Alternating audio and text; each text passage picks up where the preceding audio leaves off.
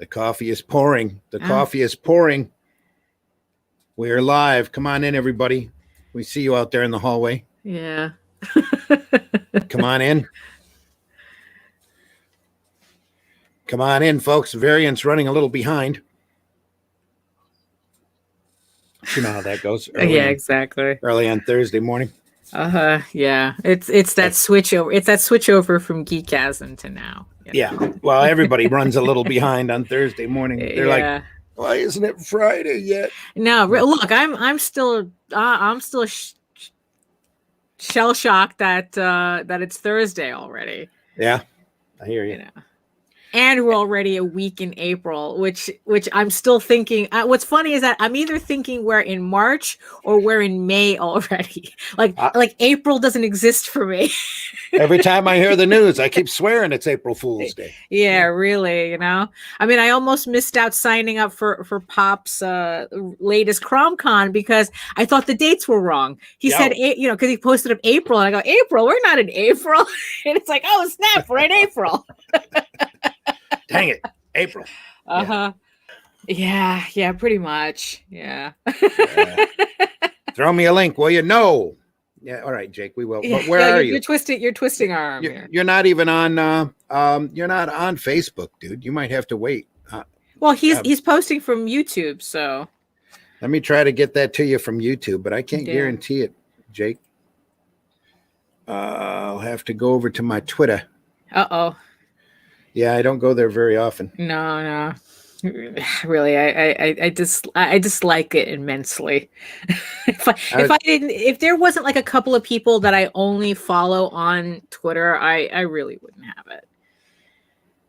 Let me see if I got a message here from him I can send back. There we are. Okay. Because really, the amount of control you have to really force on Twitter just to have a reasonable experience is incredible. Well, I sound cranky and bitter enough. Right. Yeah.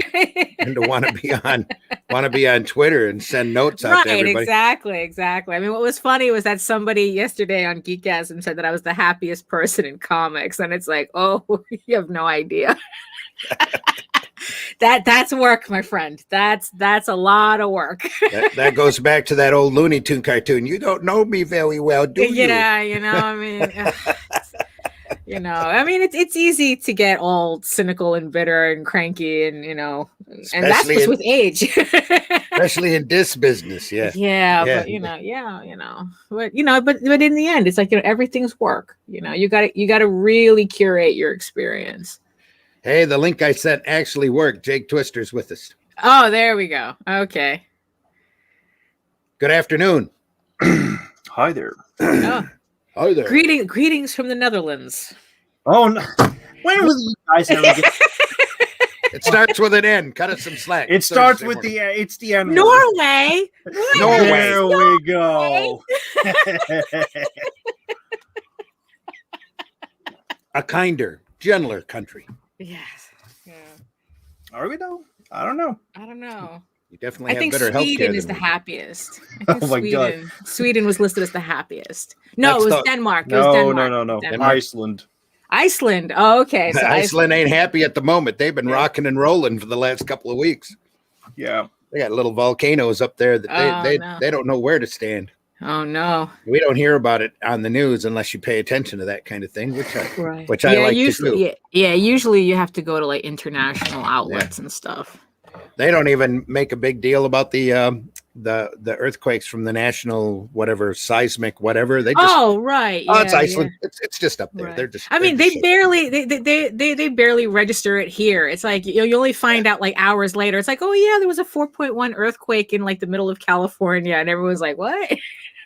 That wasn't you being nervous. That was just a 9.0, 3 miles off from the coast. Yeah, exactly. Yeah. Literally turn the seabed to liquid. Don't bother. Don't bother worrying about it. No. Joe from the desk of a small press publisher says we are out of tea. But the coffee is fresh. Morning, there you go. Good morning. Let me check the I got to get better coffee anyway. Yes. Genuine Comics. Good morning. Indy Volters, good morning. Good morning. Good morning. Glad you're with us. Jake says Facebook is dead. Well, thus our political statement for the day. Yeah. Haven't you heard about the latest leak? Which leak? Air leak? So, that narrows it down. You get so much more accurate news over there than we get all our news off of Facebook. Yeah. So, well, which you shouldn't be doing anyway. Yeah. So, right. Facebook recently had been revealed to leak at least 500 million users' informations. Great. And you know what's fun, which is as if people aren't just voluntarily sharing that information on Facebook already. Amen. It is what it is. I mean, I swear, it's like when I first signed up for Facebook, if they had if they had you like fill out a thing that says put your social security number here, and it'll pose, people would have been filling that out. I swear, you know. Hey, it's like, all in hindsight, you know. Yeah. Professor Lutkin says, I always forget it's Thursday until I get the breakfast buzz notification. Yeah. Yes, it's Thursday. Good morning. LMAO, we failed world geography. Oh, it's been such a long time since I was in school. So good morning, Cameron. Hope everything's well. Cameron says, I am out of the penalty box. You weren't ever in our penalty box, Cameron. So just so you know, Scott Wilson. Says good morning. Good morning, Scott. How are you? Thanks for finding us. We appreciate you. We appreciate everybody listening, even Varian, who hasn't come in yet. Here we go. Let's try to kick him into the stream. Is he alive? Varian, are you alive? Comic Book Black Belt says morning. Good morning. Good morning. I'm alive. Facebook. Oh, he's in Facebook too. Yes, Of course you were, Cameron.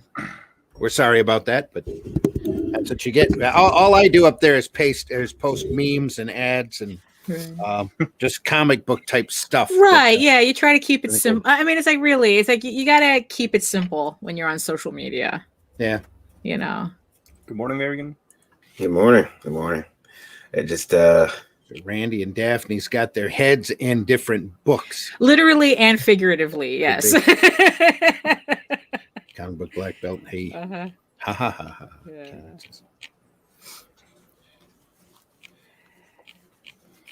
Yeah. Yeah, I avoid Twitter unless I have to. I go over there and talk to a few people, and I watch all of the videos that were posted from Hold My Beer from up until the last time I was on Twitter. So that's when I need some entertainment. Right. Always find entertainment in the filming of stupid people. Wow. Stupid people. Do you guys remember Fatal Army? Oh yeah. Oh yeah. Fatal Army. Way back when. Yeah. Well, Varian in his sadistic streak introduced me to Pluto, and Pluto has an entire channel of Fail Army. Yeah. As does, I think, Plex. Plex also has a. There was the one that I'm trying to remember. I don't know if it was like Something Awful or something where it's like it's specialized in gore, in reality gore. Oh, you mean Live Leak? Something like that. Yeah, you know.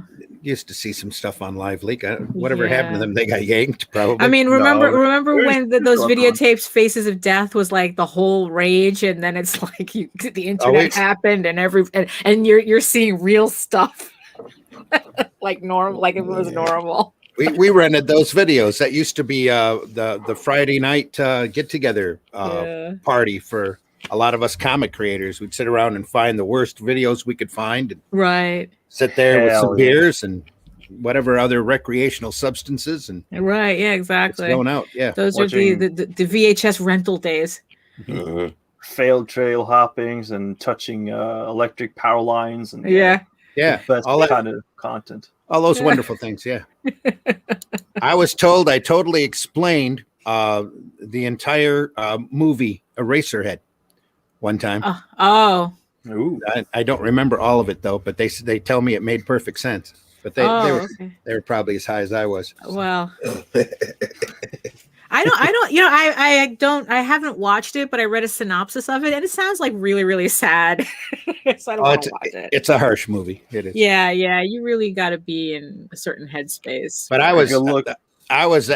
it was right after my divorce, so I totally understood it. Oh.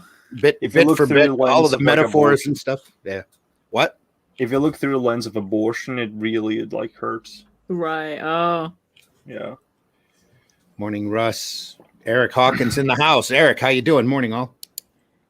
Comic Book Black Belt says hi. Hi, Jake. Cameron says I had some Egyptians on their statue just before the Egyptian parade. Oh, the thing in Cairo. Yeah, where they roll out all the old kings. Yeah. It's like I have to catch a video of that. I mean, that's pretty spectacular for a museum to do that. My bad, our statues.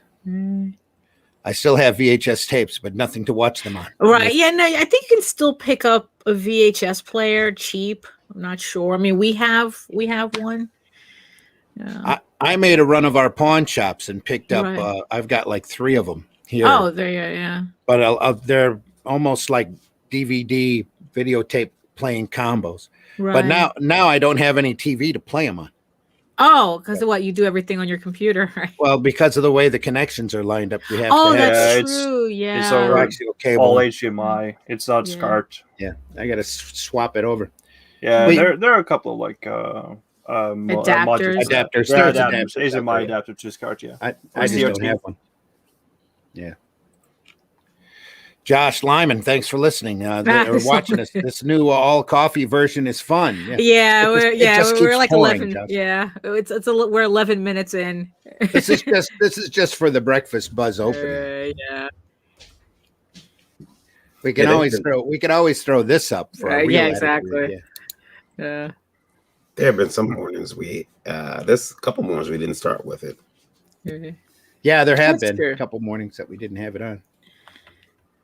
The more lively shows, I guess. Yeah. It got replaced with the endless pouring of the whiskey glass. Yeah, that's true. Yeah, that's coming. Yeah. That's coming. That's going to be our Friday night stream. Right. Ooh. That's how you know it's going to be a rough show. It's going to be a very rough show. That'll only be available on the Roku channel. Yeah. By the way, that'll be stuff that we don't want to have YouTube get access. Come on over for whiskey and lively clips. Yeah, I mean, it's like what counts as like what has to happen on a show that it's like, oh, this is Roku only.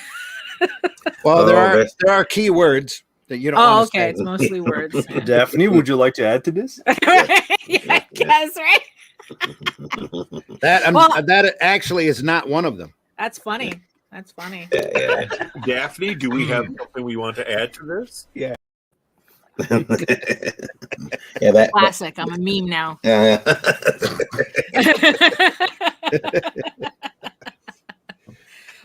But still not hot enough for Roku.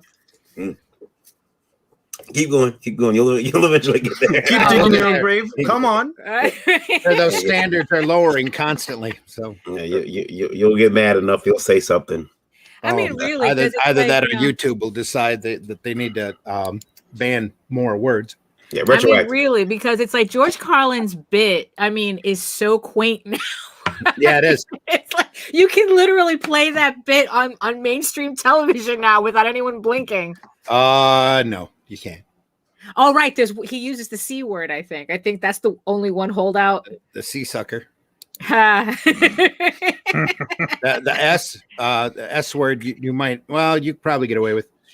Yeah, I would think so. I mean, God, it's like, the F word is still banned on most television, on most primetime television. The funny thing is that because everything shares the same streaming services and the same cable networks, it's like it's like I don't even know how you differentiate between channels anymore. Because JD watches, Doom Patrol, and I'm listening to it in the other room, and it's like every other word is the F word. So it's like, that's HBO Max though. They're trying to get an audience over there. Right. It used to be Disney. Used to be Disney Plus, but now it's. Oh man, okay. We'll talk about that. Let's roll the opening. Right. Yeah. So everybody's not staring solely at the let's pretend we have a show to do. We have a show to do. Hey, everybody. Thanks for listening. This is the Breakfast Buzz for April 8th, 2021. Here we go. Some men aren't looking for anything logical, like money. They can't be bought, bullied, reasoned, or negotiated with. Some men just want to watch the world burn.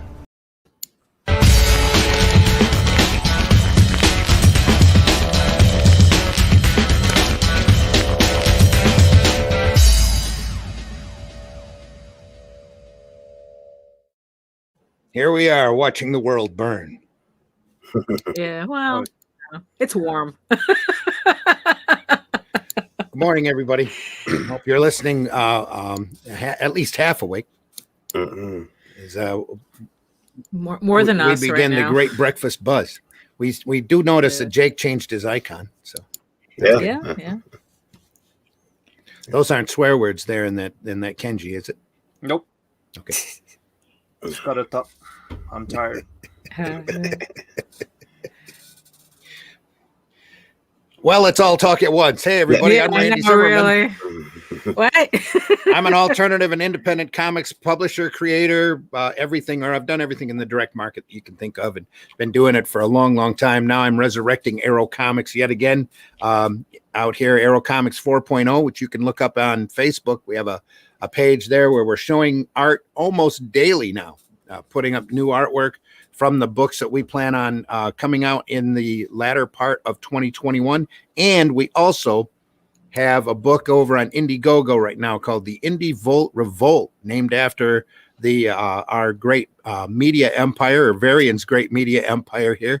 As contributors from Indie Volt, all of everybody here today has had a contribution in this book, and it's a sequential art collection of short stories, beginning, middle, and end, that you can pick up and read at your leisure and get to see some of the work that we are proud to show you.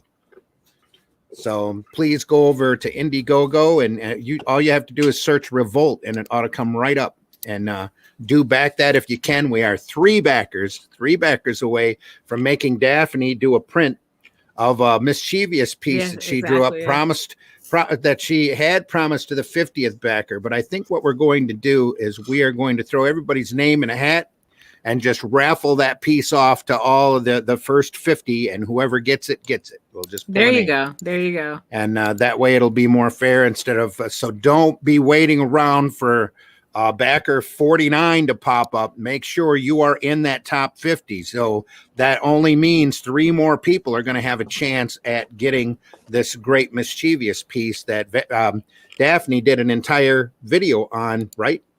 Well, I did it on did I do it on a live stream? I don't remember. Pretty sure you did.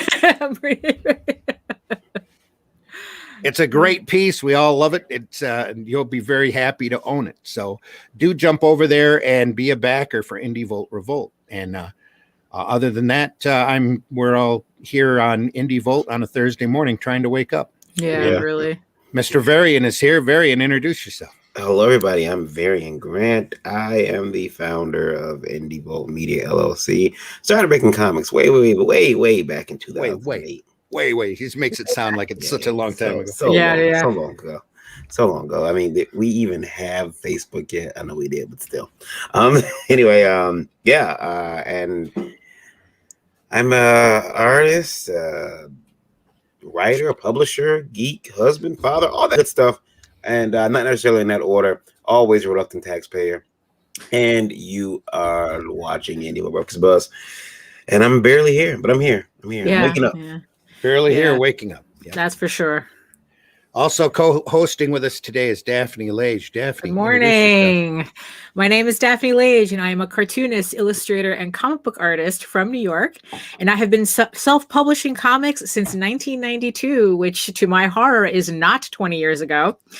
And I am known for the funny animal fantasy Tall Tales, which is now on Kickstarter, and we're less than $500 away from meeting goals. So check that. Go to Kickstarter and look for Tall Tales and check that out. It starts the series from the beginning. So if so this is where you jump on the train. And I'm also known for my other comic, Ego Raven, Heir of the First Unicorn, which will also issue 2 will also be on Kickstarter starting in May. So if you can read both of those comics online at Tall Tales, TAILS online.com and egoworks.com. And you can also watch my videos on how I make these comics on YouTube at Daphne Lage, Lage Art. Great. Scott Wilson wants everybody to know that he is in the market for a laser disc player. So yeah, you can. Yeah, I mean, I think you should still be. I mean, to tell you the truth, good luck on that one. Well, good luck on finding laser discs that aren't damaged. I mean, there was like that whole thing about laser disc rot. Yeah, that destroyed a lot of collections. Says, hey Joe, yeah, it has. Good morning, Volters. Wake and bake. Oh yeah, really? No, we don't want to bake. We're not baking yet. We're not. Pops. We'll just end up going straight to bed. Yeah, I have a long day of work ahead of me. Yeah. Josh says, "Oh, I listen in quite a bit. Just lurk on the old FB, LOL, yeah. Facebook. Cairo equals Mars." Cameron says, making clarification. He still comes across like a fella giving advice in a bar. Yeah, sure. Ninja Genko, thanks for listening. The Ninja Genko. Good morning. Good morning. My ear is ringing. That's the notifications. You might need to answer it. Yeah. I miss 1995. Ha. Comic book black belt says Russ. Yeah, those were some interesting years. Though if I had a time machine, I would love to go back to 1936 just to see it all start. Oh boy. Be right in there on that ground floor and whisper in MC Gaines' ear, "Don't print that Superman thing. Let me do it." That's never going to go anywhere. I don't know. I don't think I can go back to 1935. How will I work? Yeah, I know. For both of us, it'd be a little more complicated. I'd be rich, though. Yeah. I'd be real old today, but I'd be rich. I got Jake. Yeah, he has to introduce himself. Jake. Oh, introduce yourself. Hi, Jake. All the way from that inland, Norway. Hi. Not what inland means, Randy. It's not. Oh no, sorry. Hi, I'm Jake Twister. I am a Norwegian media mancer, visual illusionist, and decided to go pro last year. And a masochist. and a comics masochist, living and breathing. I like to take it hard. In a world where comics are actually respectable. Yeah, for real. I'm standing on the shoulders of giants that have been lashed before me. More ways than one, probably. Hell yeah. I have a question from Anyboard Radio to start the show off. The Ninja says, Daphne. Hello. Says, he also says, who knows what that stuff about Laserdisc? Yeah, really. Yeah. Daphne. Your chances of getting Laserdisc were probably importing from Japan because they stopped manufacturing like Laserdisc players in the 2000s, and they didn't stop manufacturing VHSs until mid 2010. Yeah, because the Japanese are really into older technology, and they take care of their stuff too. Yeah. Yeah. When I worked at General Motors, I remember being called in on a shift because they wanted us to really pump out a particular part. And I'm like, why are we making this part? The car is old. And it's because they're contracted to have parts, original manufacturer parts, for 10 years after the car's debut. Or I think it's after the car's discontinuation or something like that, but they're required to have those parts for 10 years. Okay. So we had to produce them still. And it was rough. It's like, why? I hate this car. I hate these parts. Well, I can personally tell you that did not hold up for Saturns. No. Right, yeah. Like those cars disappeared off line the planet. Stopped, yeah, really. Line obsolescence is a bitch. Mm-hmm. And the aggravating thing about Saturns is they were designed by Opel, German Opel company. And the latter models of Saturn ran like tops. We loved them deeply. They were very inexpensive compared to other cars, especially for the quality that you ended up getting. And as soon as they canceled the line, we were like, right, guys, what the hell's wrong with you? You know, that actually, I'm glad you brought that up, because that actually that's a good example of what happened here, maybe in this situation that we got. Oh, okay. From Medieval Radio. This is from Alan, and Alan says, I don't get it. I'm looking at campaigns on Kickstarter versus my own. I have a book that's $15 US. I've so far sold 14 of them. Okay. While a like campaign selling books for 12 sells 10 and has made more than me.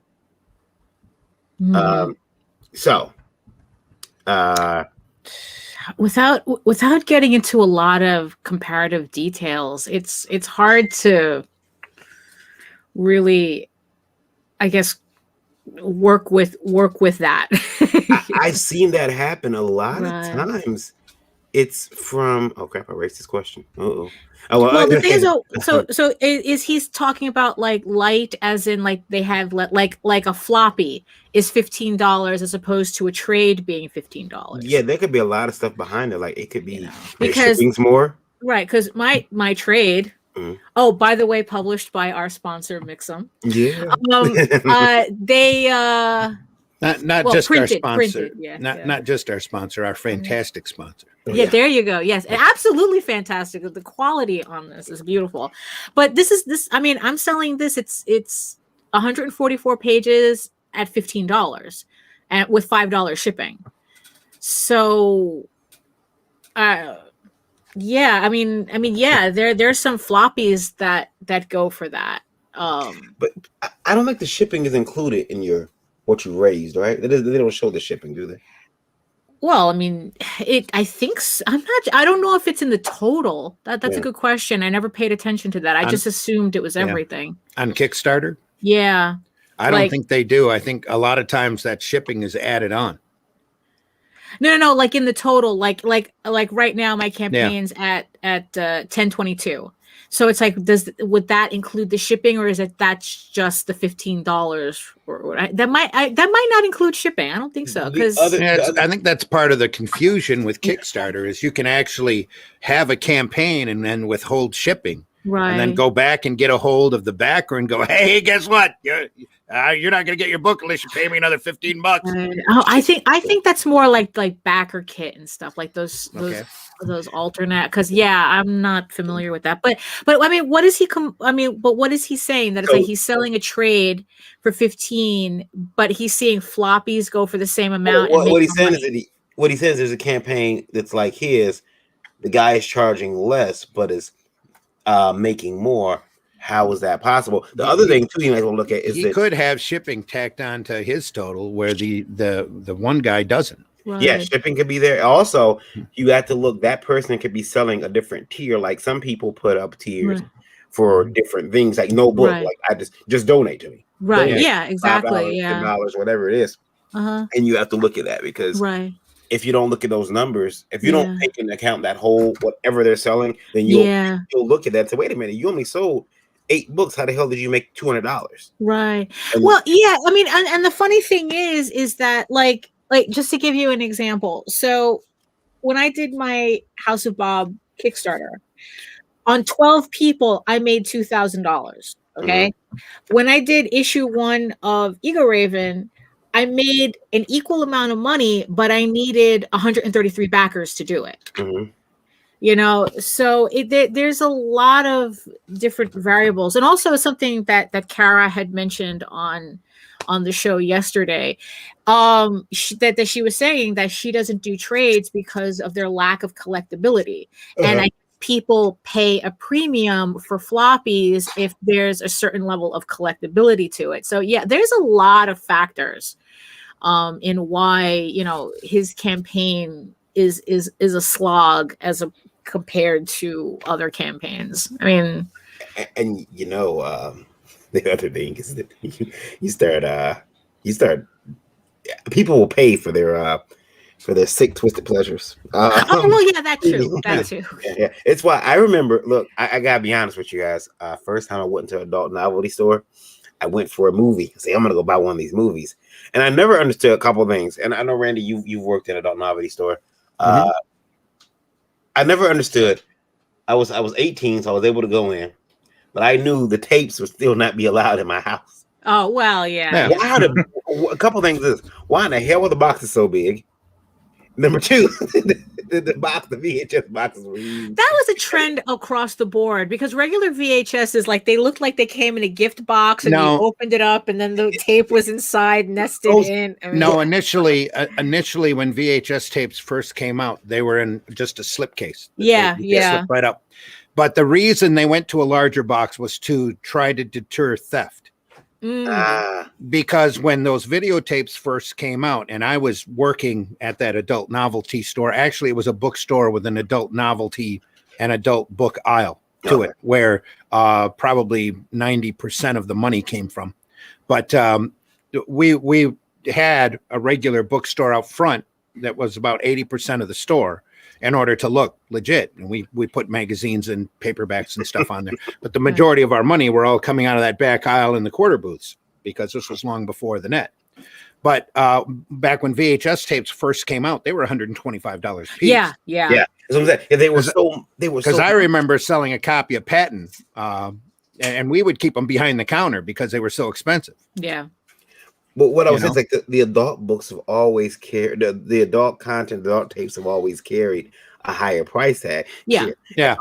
Under that idea, Lola should have charged $50 for a book, but she didn't. Well, but also it's like there's certain, but again, it's like there's certain things that you have to take in consideration. It's like, people will pay premium for a content, but there's like other things too. So it's like, so unless he's looking at all the numbers and like he's looking at backers, he's cross. There's a lot of different factors. Yeah, it's like, do they have variant covers? Do they have, it's like, do they have, the alternate nudie covers? Do they have, graded covers? It's like, it's all these different things that factor in, and you can't really do a direct comparison. The best thing you can sometimes. The best thing you can do for yourself is get yourself a Jake cover. Yes. Get yourself a cover from Jake. That's gonna pump you up. That's gonna pump your numbers up, man. If you ask me, when it comes to like this, I'm in a position where my hands are tied when it comes to buying different things. So I have to I have to adjust myself to like these surroundings that I'm in when it comes to like buying comics. And buying floppies is not a cultural thing as much as in the US. Mm-hmm. So we have to lean more onto that trade paperback route rather than to collect floppies, because imports will become really expensive. Yeah, you're a lot more used to buying albums over there, though. I mean, entire collection of graphic novels. Yeah. So I think... And that's all over in Europe in general, though. So there are two things that comes to mind is that having all the available options, being like PDFs, floppies, or trade paperback down the line when you get a more like established collection, having those ready opens up for the market. But if you're going for like a specific type of demographic when it comes to that of the floppy enthusiasts or collectors, you'll have to sort of sacrifice the rest of the market in order to appeal to those kind of people. Yeah, they might be donating more Spankies to help the campaign out, too. Right, yeah, exactly. Yeah. For example, a person can give 60 Spankies on a 20 Spanky tour. Right, yeah. So that's like another thing, you have to consider. Plus, how many, like how many backers do they have? I mean, it's like, do they have an audience? I mean, it's like, are they reaching that audience in other places, like through a mailing list? And so they have more direct access to their audience. So they're able to raise more money. I mean, do they have a rich grandma?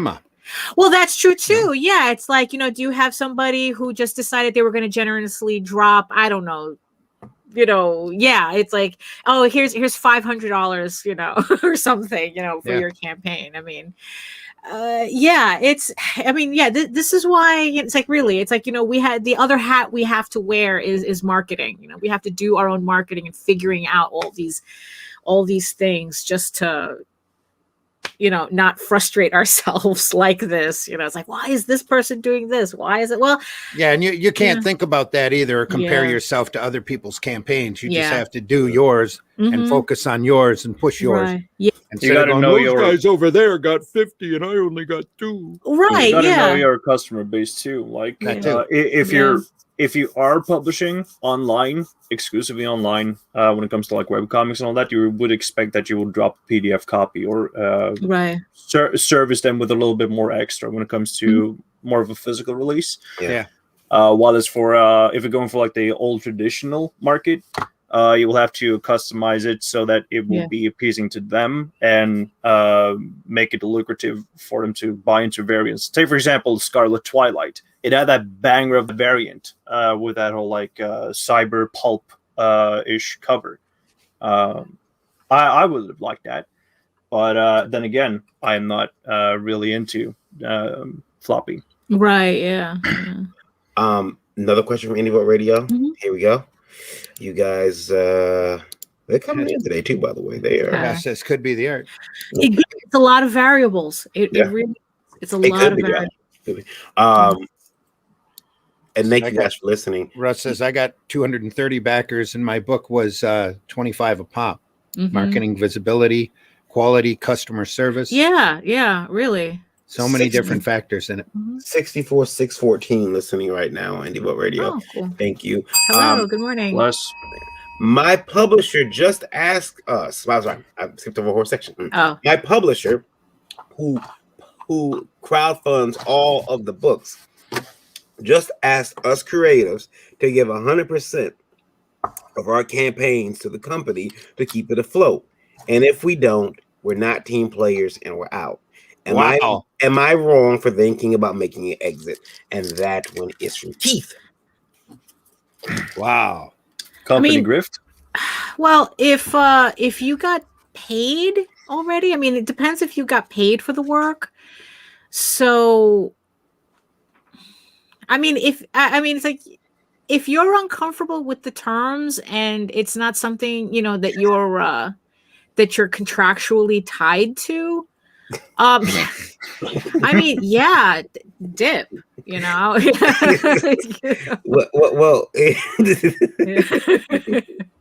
here's the thing, though.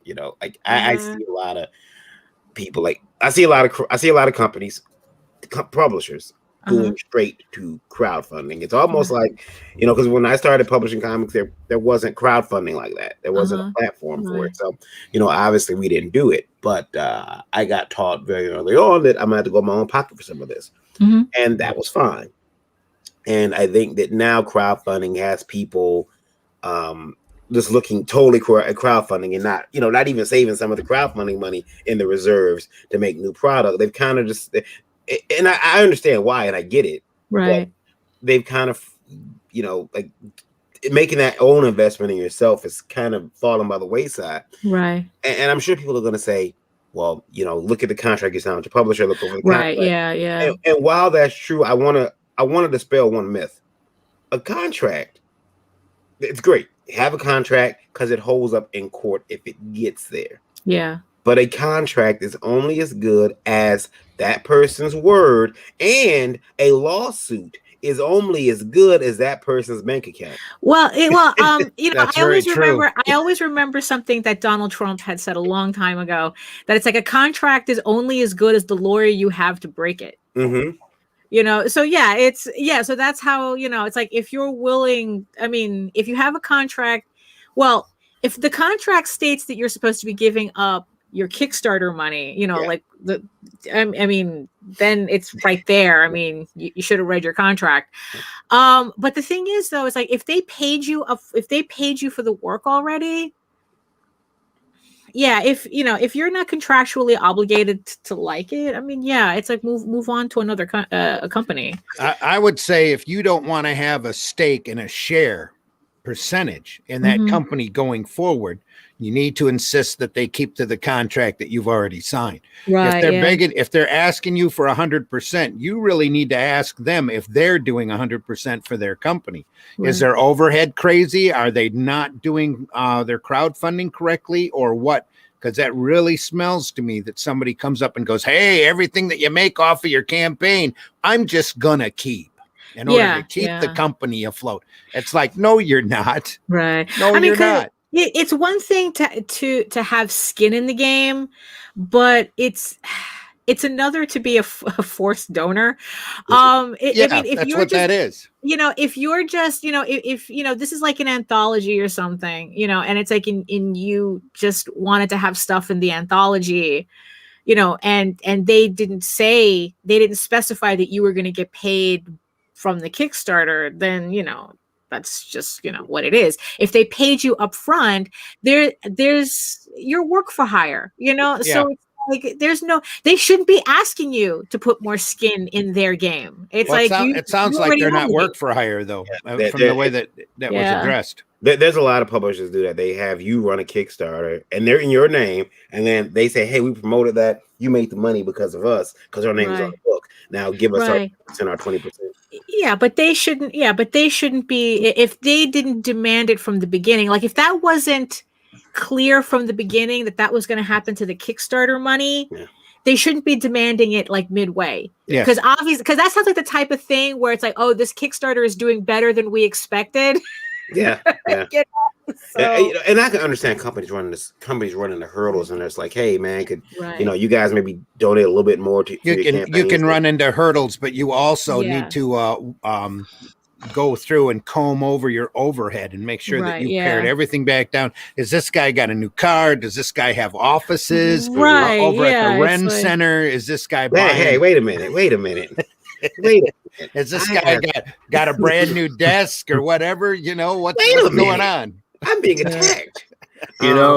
If you're gonna like exit, make sure to snag some trade secrets, like $19,000 worth of dick pictures. Yeah. Oh well, yeah. That's what a friend of mine would do. Yeah. Whenever he got kicked out of a company, he would like abscond. Things would go missing. Yeah. You also have to ask yourself. Too close to home, Varian. Is that what's going on? Is that what I understand? Yeah. Someone audited Varian.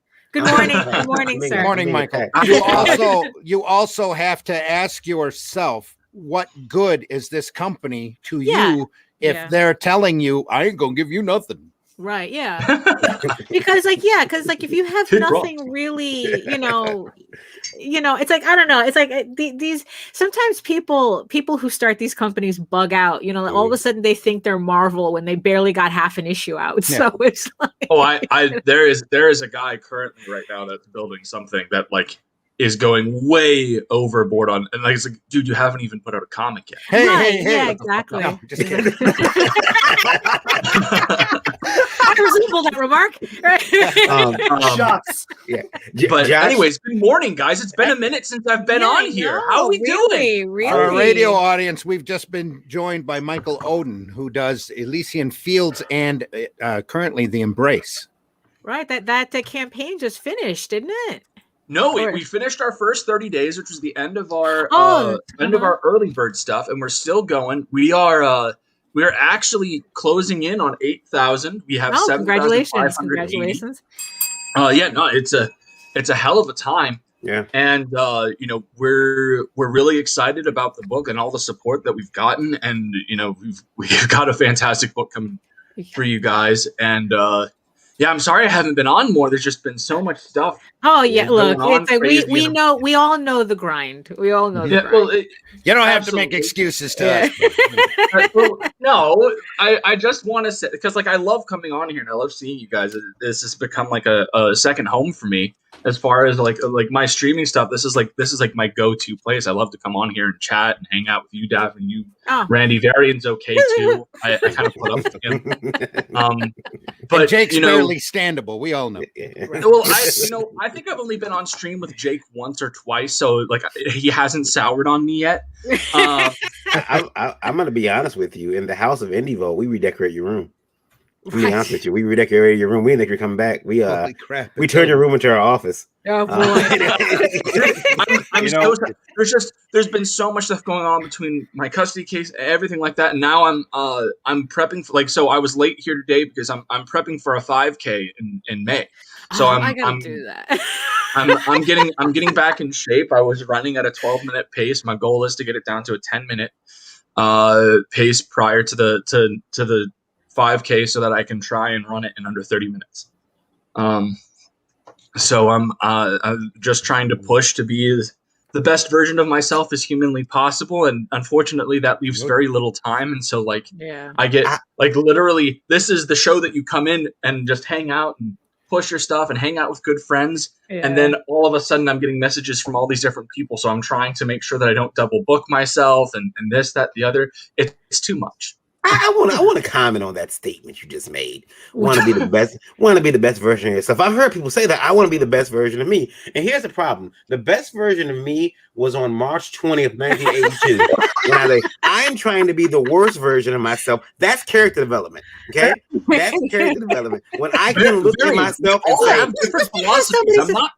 I'm not trying to piss in your Cheerios, man. I'm just saying that's what I want. I want to look in the mirror just because, and Varian, wonder just who I've because your become. standards, the best for you is this low, doesn't mean it's still not the best of you. I want to look in the mirror with an eye patch on, a scratch down my face, maybe a limp, but I want to be wearing a suit and saying, "This is what I traded it all for." Right, yeah. I run everything. This is Grant Pliskin. Varian's goal is to become Nick Fury. Yeah. You know, I want to be the guy when there's ruins and the sky is orange. The sky looks like the real world looks like Mexico in movies. Like, you know, all these ruins and everything. I want to be the guy who steps out from behind the pillar and say, "Thought you'd never make it."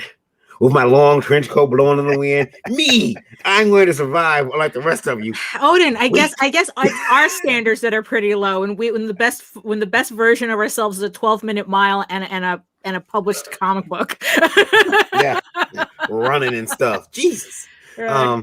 So I believe Michael is also the best version of me as well. Ruck says, "You take those runs, Michael." I still. Glenn says every time Michael is on, I get that twitch in the Vikings in my head. Odin. I know. So to comment on Russ's thing, there is no way I'm the best version of Russ. Russ is a what degree black belt? Yeah, exactly. Russ could kick my ass up and down my street. Right, we're running to get away from Russ. Even after a year of restrictions. Yes. Yeah, we're using that 12-minute mile to get away from Russ. That's I mean, I do live in that same with that same philosophy, but I'm phrasing like live better than you did yesterday. Yeah. No, there you go. That's a great philosophy to have, and you know, with only Russ can save us. Yeah. Only Russ can save us, indeed. Yeah. He will save us by throwing stormy our days, not Daniels.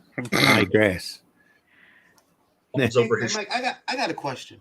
Okay, Michael, have you ever thought maybe just tell me if this works, especially when you were younger, like, you know, you introduce yourself to a girl, right, and she's like, "Oh my god," like, not probably only once of an airhead, but you got to try this. Tell me if it ever works. You tell her your last name, and she's like, "Oh my god," like Odin, like Odin's like, "Yeah, you know, that's my great grandfather." See if it works. Let me know if it works. See, here's the problem with your theory, Varian. Oh, I know girls that work. Most girls don't go, "Oh, like Odin the god." God, go, yeah, no, for like real. I was just thinking. thinking that. Yeah. Most girls that you try to date. Yeah. I'm just saying, like, in general, most I had to throw that in there. Look, a friend of mine, he knew he was old when he asked a girl if or she asked him whether he saw Star Wars, and he goes, "Yeah, when it first came out." And she goes, "What do you mean when it first came out?"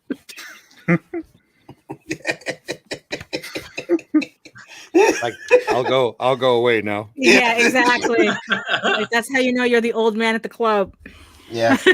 What are you doing in here, sir? Hey, you know, you need to leave. You shouldn't be in this club. Leave me alone. I saw Star Wars opening weekend. God damn it. No, for real. Get off my lawn. Because the other day I was like, I was at a coffee shop, and I grabbed my coffee, and I hear this these two like teenagers in high school like checking out songs, like, "Oh man, I found this like really old rock band," and they start fucking playing My Chemical Romance or some shit, and I just went, "That's not that old. That came out when I was." Oh. And then you turn to dust. That's what it's old. Yeah. No, yeah. Just tell them there's even better older music than that. That's all. 100%. It's 100%. When Metallica is on the oldies station. I know. It's like, hey man, Fade to Black isn't classic. Fuck, it might actually be by today's standards. God damn it. Listen, when I'm walking through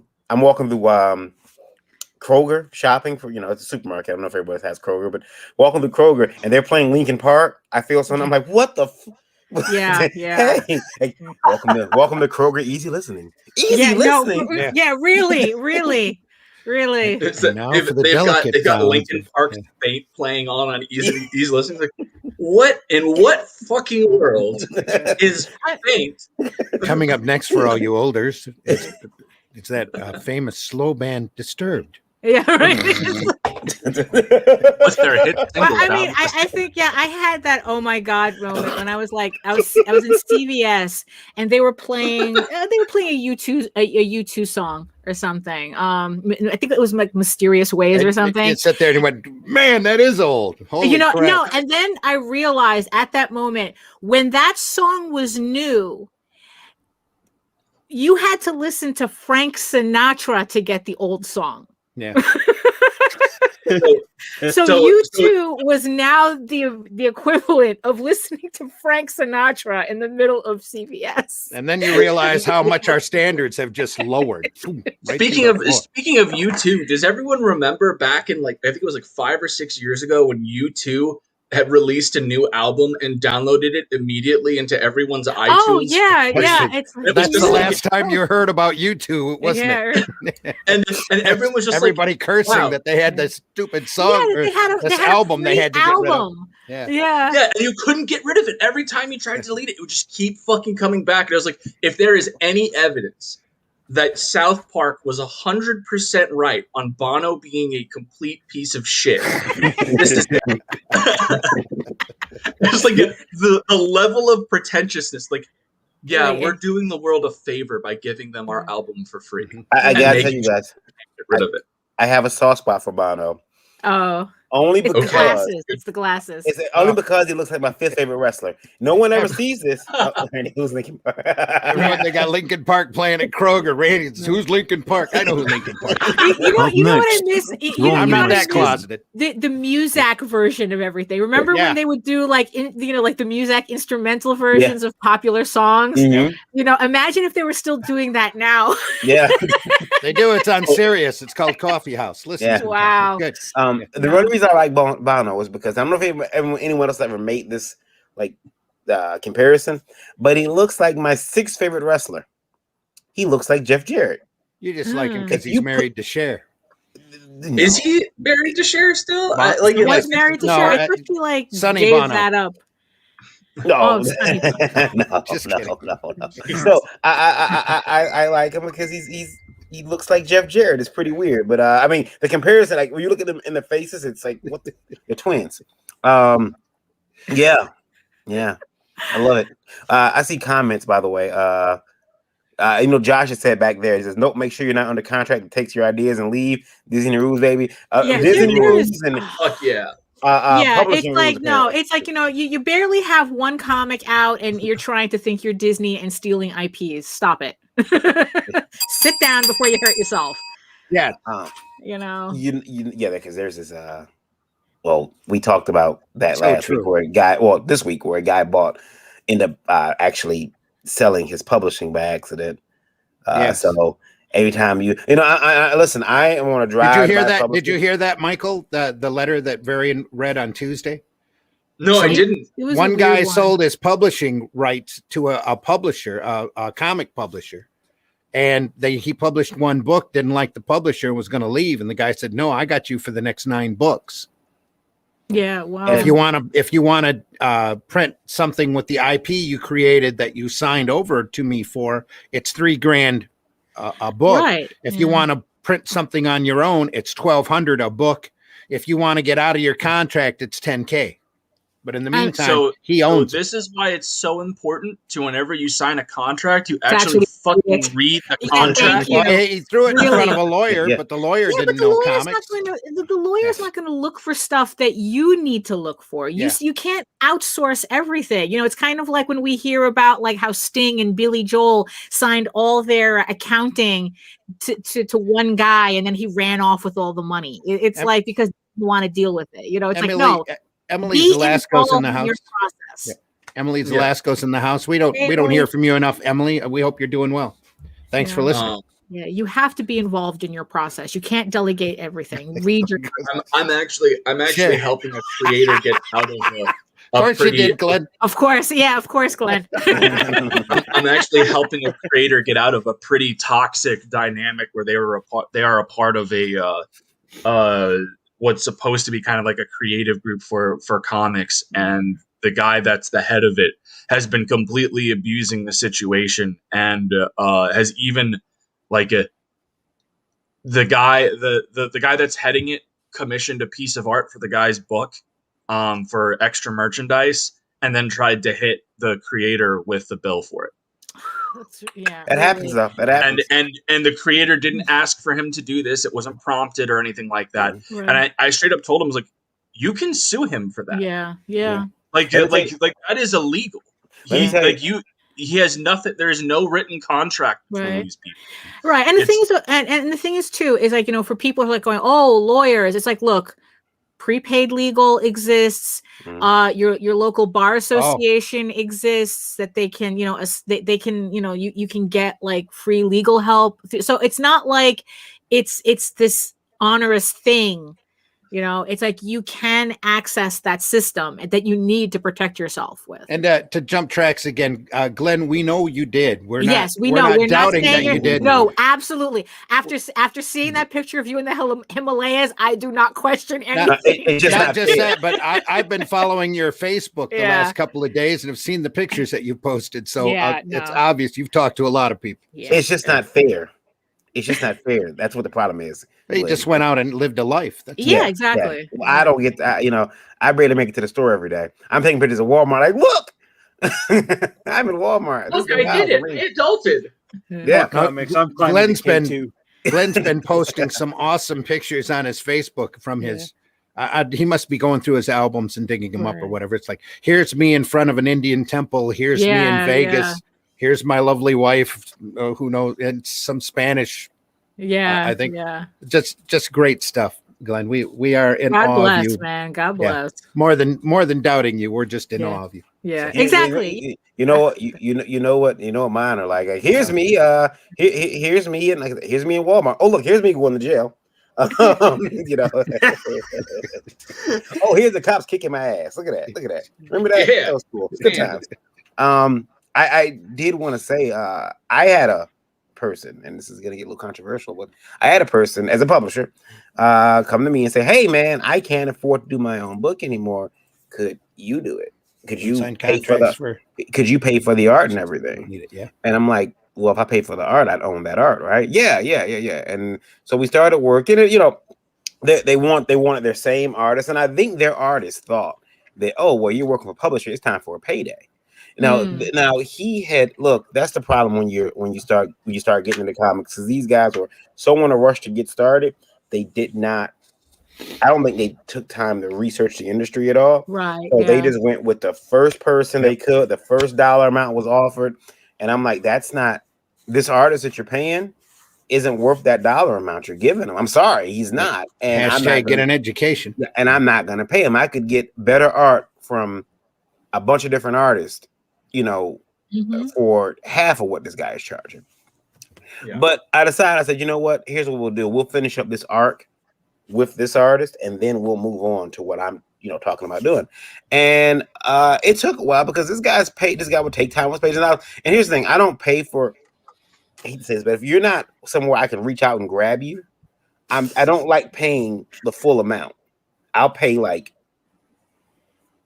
3 pages, 4 pages. Yeah, and you shouldn't until the work is turned in anyway. Right. So this guy soured on it. He soured on it. Oh, I don't want to do comics anymore because he's the type of person that gets affected. He wants to be paid. He wants to be paid like a professional because the creator of the book. Oh, he decided I don't want to do comics anymore because he's the type of guy that's influenced by media. So like if his favorite rapper decides that he wants to leave a organization, then he all of a sudden he wants to be a free agent too. If his favorite rapper signs with a company, he wants to be signed to a company. That's how he is. You know what we call that variant? Nut riders? A poser. Oh, okay. What did you call it? Phony. Yeah, exactly. A poser. Oh, those are phonies. Yeah. He is a fraud, and I fucking hate people like that. Yeah. I like it. My wife would call them D riders, but get off his. Yeah, no, for real. No, that's 100%. Like it. But they didn't stick around long enough to learn about the Indonesian Filipino cheat code. He is a twat. He is a twat. Yes, we are TVMA DLSV. By the way, I was actually aiming for Emily's comments. Is at the end of the day, it's up to you to not become a statistic. Always double check the agreement. Always double check the medical advice, etc. Yeah, exactly. Yeah. Remember, barbiturates and alcohol are not to be taken at the same time. It was really funny. Only as directed. Yeah. It was really funny though, because I don't think this person realizes the contractual status that we have. Because he's like, I'm not doing my comic anymore. I don't want to do comics anymore. Cancel the book, even though I've got paid as I paid for from this artist that I've never received. On top of that, I never received from his artist. So I'm waiting for him to try to jump back in the comics game because I'm gonna sue the shit out of him. I'm going to sue the shit out of him. And it's going to be epic. And the funny thing is, I'm on Facebook. I smile at it is going to be, you guys will see me. I'm going to come on a show like this. Big ass Kool-Aid smile. It's going to be awesome. It's going to be epic illustrated. Hashtag you've been served. Yeah, exactly. I'm waiting on him because it's like you don't do that. You follow, you go through your contract, you do it, and then tell me afterwards. Oh, by the way, I found out that I don't own the publishing to the character. Oh, so that means you signed the contract under fraud. You fraudulently signed the contract. Then you committed fraud. Own his character. Yeah, well, he's trying to pretend like he doesn't. Look, these guys aren't brain trust. They aren't very smart. That's true. Yeah. They're a little small group of guys who think they know. Yeah. Listen, when you got them, you guys know who you are. Yeah. When you got somebody back in the 90s, you had like every freak coming out with a business card that said they were a CEO. Yeah. Yeah. Oh God. Yeah. All of a sudden, like Puffy made it big, and now everyone else thought they were Puffy too. I'm not. God, it even has a watermark. Yeah, exactly. Yeah, exactly. That's the best Patrick Bateman ever. That was really good. I was like, did somebody clip Christian Bale? Yeah. I was. I mean, I'm a title whore, and I don't put CEO on things. I try not to. I was going to say, it's like Varian. That is some huge self-restraint on your part. Yeah, it's knowing it's picking your battles. It's picking your battles. Yep. Yeah. Restraint, man, does not be El Presidente. El Capitan. El Capitan. I should have known these guys were weird though when one of them was on Facebook crying, saying, "I don't know if you guys heard today, but my mentor passed, Stan Lee." Oh, brother! It's like, mentor, Christ the King. Okay. Wow. Yeah. I was like, oh, he was your mentor. What classes did he teach? That shit pisses me off. So there's a difference between a mentor and a role model. Yes. Role model, you have no personal connection to, and you can aspire to be like.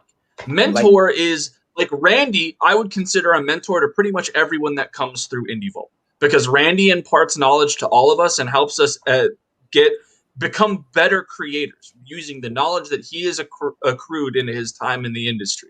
I would be willing to say Randy is a mentor figure. Every single person that has been through IndieVolt, and I'm not just saying that to blow smoke up his ass. He's given genuinely great advice to I think every single person that's sat here.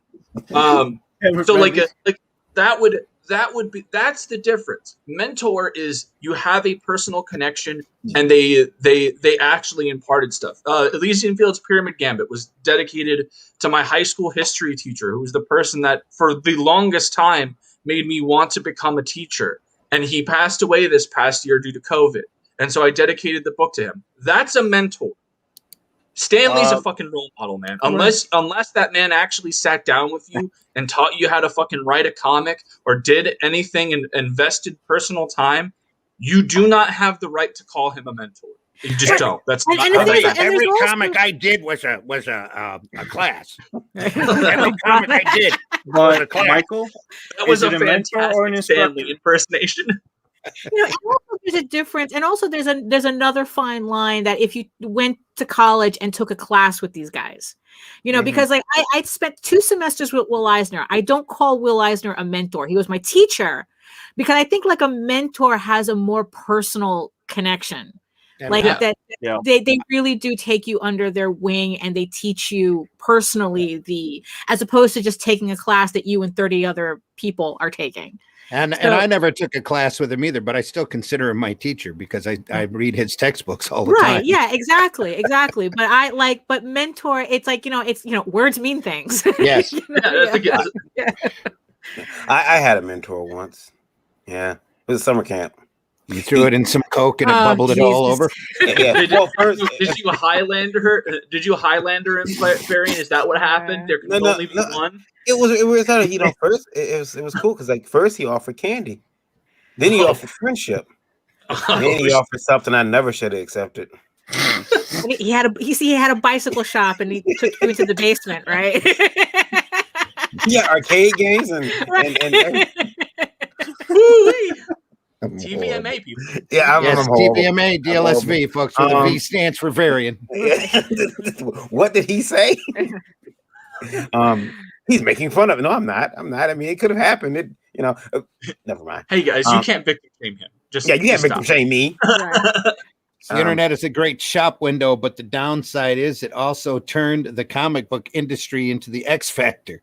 People lose perspective real quick, according to Russ. Like I understand, people who want to start a comic book company, but then they want to immediately grab onto the worst behaviors of conglomerates to do it. It's like I don't understand that.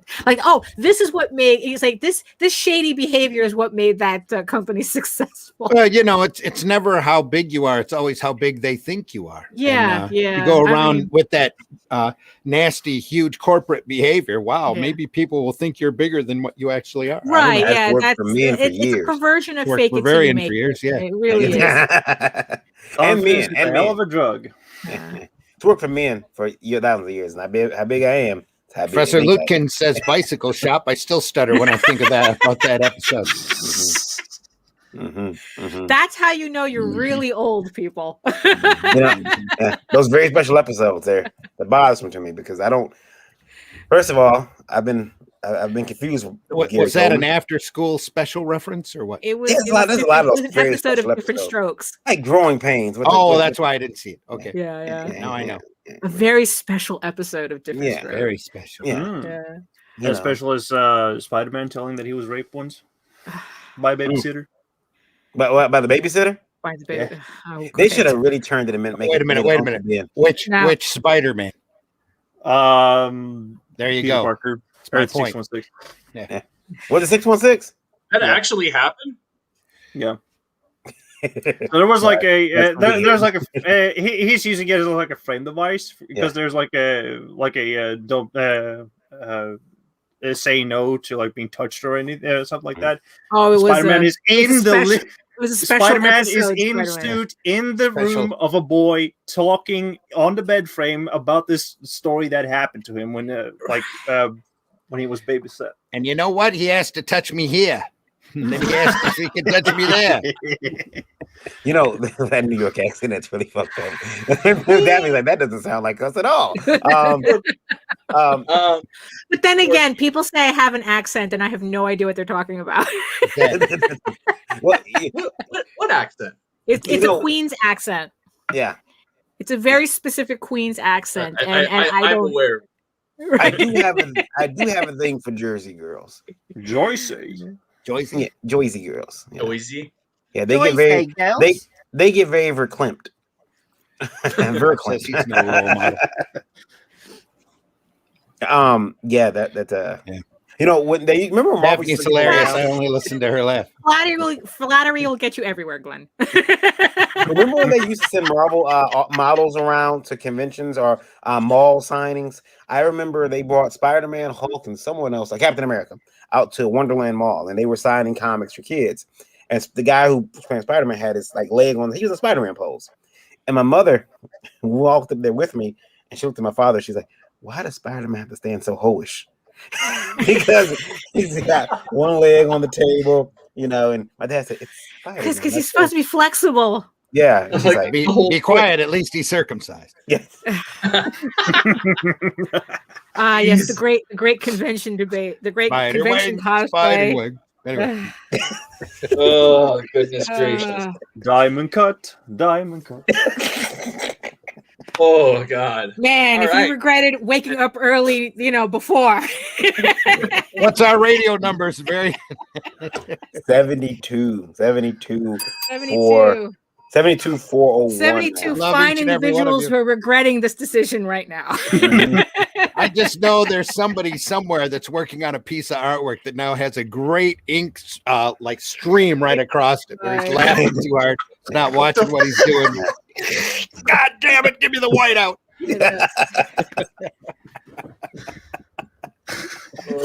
Fuck these guys. I'm off his channel. I'll listen later when I'm day drinking. It's only Thursday morning. NyQuil does have its positive effects. Yes, especially when you mix it with Xanax. Yeah. Hey, kids, don't try that at home. Imagine the future when the music of today becomes old. Here's old Zan. Yeah, here's little Zan for you guys. We're gonna bring you home to some of that Old Town Road, nice classic from yesteryear. I hope when today's music passes its pop prime that people will. Yes. Yeah. Oh, no. We can stop right there. You're freezing. Yeah, we lost Odin. You froze. Oh, there you go. Froze, bro.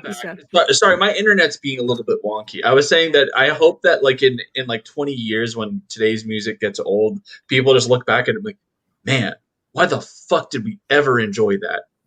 Well, we're doing that now. It's like, every 10 years.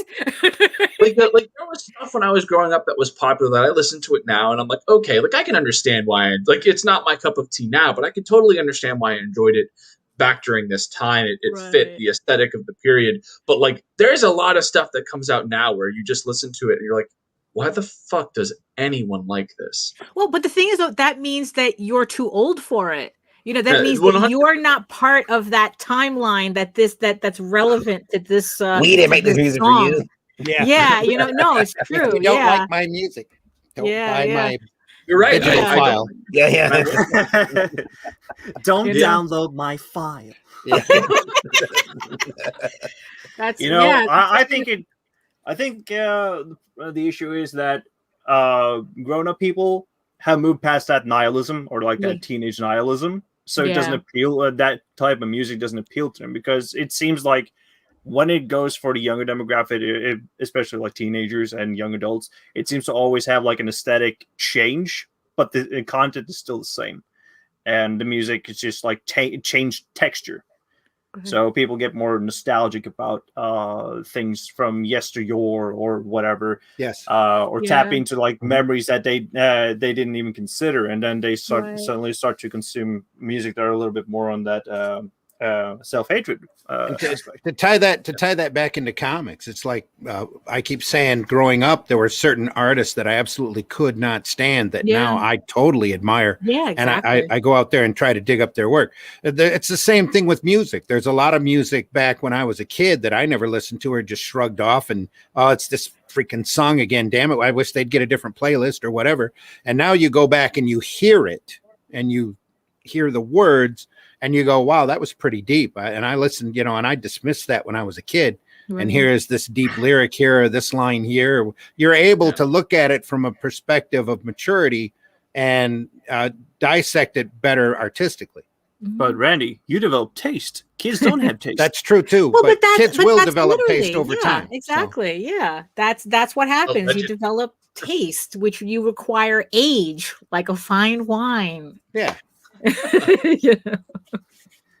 Lage wine? When will it come out with Lage wine?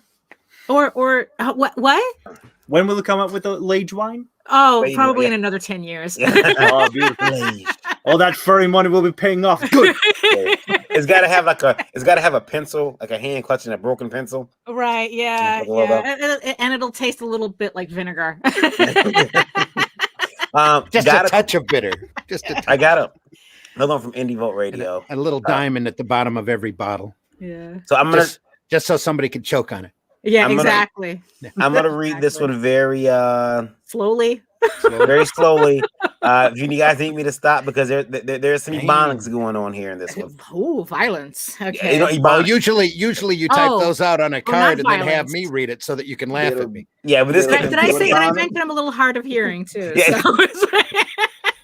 John says actually today's pop music is less complex than back in the late 60s and early 70s. Yeah, even in the early 2000s, even by comparison to like the early 2000s, today's pop is nowhere near as complex. Like at least back then, you still had some like pretty solid, you had some pretty solid rock bands that were still being considered like in the mainstream. You had things like Green Day has a few songs that are actually like really good from back in their first few albums. You have like you do have some people that put out some complex work that got put into the pop culture thing. Now it's just like, what was the point of this? Like, it's the homogenization of media. Yeah. That you're seeing all across the board in movies, in TV, in music. It's just like trying to create like this minimalist landscape. Yeah. I was reading this article on Facebook just yesterday where they were talking about the true meaning of songs, and the example they used was "Ticket to Ride" by the Beatles. They asked Paul McCartney. Paul McCartney said that there is a city in Great Britain called Ryde, R-Y-D-E, where he's got a relative who's got a pub, so he had a ticket to ride. When they asked John Lennon, he said that there were certain, I think it was Denmark, had a license that the workers, the sex workers there would get in order to show that they were clean and able to perform their acts. And that was referred to as a ticket to ride. And then they wrote, I am the walrus, because they got really annoyed at questions like that. It's stop reading shit into the songs. And they wanted to sneeze while they were performing. Yeah. Exactly. We're just writing songs. But they weren't sure if Lennon was telling the truth or not. So that was exactly. So, because he was tired of those questions. There are ebonics in this, and there is some language. I'm gonna take out. There's some coarse language. So if you got tender ears around you, maybe cover them or tell them to leave them. But this is very important. Who's writing us with vulgar language? Yeah, exactly. Okay. Here we go. And this is this one. This is from O.T. Is it O.T. Genesis? Maybe it's the rapper. I don't know. Anyway, did an online con auction. Son of a bitch ass. Wow. Okay. Do it. You can do it. You can do it, Varian. You can do it. You know what's really funny though is that the fact that this is how people write. This is how people write to him. Like they're sitting down, they want to ask this question to us, and this is how they come out the gate. See, this is what happens when you don't have your cap on, dude. Yeah, it is. If you had your cap on, you'd be able to handle this. Well, I don't know if you guys hear, but Lola just started laughing behind me, so that's what made me like. Okay, we made it. We made it at they were doing an online auction. You got as far as some bitch. Yeah, exactly. I was trying to get to the relevant part, which I figured is online auction. Some bitch scumbag. Some bitch scumbag. Bitch ass N-word kept all the cash. Damn. My ass is out because Okay. So let me do the white girl translation. Did you wanna send that to me? Maybe I can translate it. So it's like, okay, so you did an okay, so obviously this person did a online auction through, I guess, a second party, through someone else. Yeah. They sold the artwork, I'm assuming that it was artwork, and this someone else decided to keep all the money and not give him his cut. Yeah, I sent it to Randy so we can did read an it. online con auction. Sona SOB scumbag bitch ass. Well, I ain't saying that word. We're white. We don't say that word. Kept all the cash. My ass is out because he told us we had to send the art and shit to the winners and provide tracking before we get paid. Then his whole ass evaporated like canned milk. Facebook gone. Wow. So pretty much you got scammed. Fan group gone put the word out on he a hoe for real. Right. Okay. Remind me what the show is again. He a hoe for real. Okay. He a hoe for real. So it turns out that they did an online so it wasn't just him, I'm assuming. Yeah. I don't think hoe was the right word there. Explain it, Dad. Okay, yeah. So I guess like him and a group of artists got together with somebody on a Facebook group to do an online auction. They ship the artwork to him, so he sells the artwork and he says that, okay, in order to get paid, you have to ship off the artwork to the winners and provide tracking numbers. They do that, and all of a sudden the guy absconds, not only with the money, but the Facebook group is gone and this. And so pretty much they got scammed out of their artwork and the money they would have gotten. Although ironically, it was the buyers who didn't get scammed because allegedly they got the artwork they paid for. Right. Sorry. I mean, that's a tough one. I mean, you got scammed. There's not much they can do. I can't put the word out on the guy until I verify what happened. So I took his name out of there because I can't. Right. I'm not going to put his name out there until I verify. Right. That is indeed what happened. But look, when you write letters in, I understand you're venting. I understand you're angry. It's all right. We figured out. Right. Yeah. He whole ass for real. Right. Just there's some words we're not going to say on the air. I mean, it's like we understand. We understand your frustration. We are taking your letter seriously because it is a real issue. It is a real issue, and we're sorry that happened to you. But until Varian verifies what happened, we can't just blurt out names. That sounds like a lawsuit waiting to happen, though. Take them to small claims court and get your art or get your money. Plus shipping, plus time, plus lawyer. And if the guy even did everything under his real name. Yeah, because the PayPal would have to been under a business or a real name, But I mean, look, unfortunately, a lot of people are popping up to make money very quickly. Yeah, and they know there's money in comics. They know there's money in indie comics. There's money in indie art. So they'll pop up. Hey, I'm doing an online con. Everybody, come on down. Hey, here's what we're gonna do to make everything easier. Everyone's gonna send the money to me.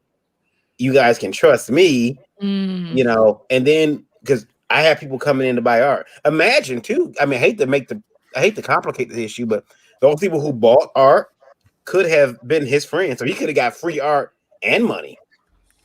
Huggy Bear. There's an obscure reference. Really, yeah. LMAO throwback Ebonics Street Talking Thursday. Where's Huggy Bear? Oh, it's okay. I speak jive. Nah, I mean, internet being a damn place, man. Listen to them stuff as boys. They be speaking facts. That's okay, blood. He gonna find you on the flip side. I just never thought I hear Randy say he a hoe for real. Yeah, hoe for real. Hoe for real. I still don't think hoe is the proper use of that word, though. Right. Because then at least you'd get some sort of pleasure out of it. Yeah. And calluses. Pop says, what group? Pop, I'll tell you what group. I'll talk to you later. Right. Mary Machine says, best track that dude down and have a chat. Well, like I said, if he even did anything under any real names, I mean, you realize how people bend over backwards to do the wrong thing. You know, have a little talk. We're gonna have a little discussion now. I See brought my what they pal did to Slugger the here boy. with me just to prove a point. Let us talk about why it's called painting. That sounds like a pissed off Russ. like, we've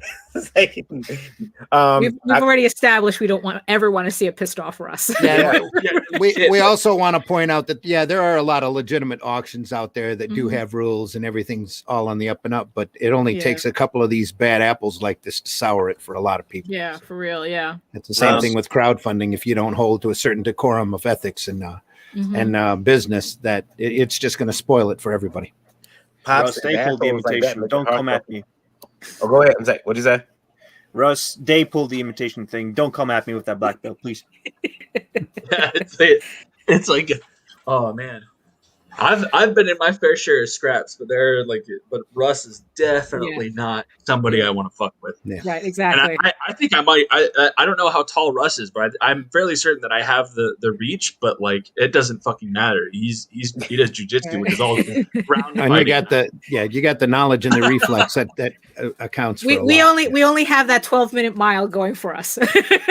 Yes, don't. You'll be sleeping with the fishes. Even then, only one of us has to be faster than the other. Yeah, right. Holes like that make it hard to draw people to see my cons. Yeah. They ruin it for everybody. They spoil it for everybody. Because he could have gotten the art. The art could have been actually all going to a pickup box for him. And you guys wouldn't have known. You guys wouldn't have known. Yeah. And he could have been like, sweet, that's all. He got free art. Maybe there never was any money. He could have just told you guys where to send it to. Right. Send it to the same PO box. Yeah. Now you all. Right. Yeah. Or for all you know, he scammed two groups of people. Yeah. He scammed the buyers and he scammed the artists. So nobody got anything. Yeah. We have people all over the world. You could, if you artists can all talk and find out where the art went, what PO box, find out who lives closer. Maybe drive over to the PO box. Wait for somebody to pick it up. Wow. I mean, if it's an old lady, don't jack her up. Don't be like, all right, Granny, where's our money? Don't do that. That's right. Cool. We should just revert back to like illegal techniques and just use dead drops in the middle of the Mojave instead. At this point, fuck the internet. Yeah.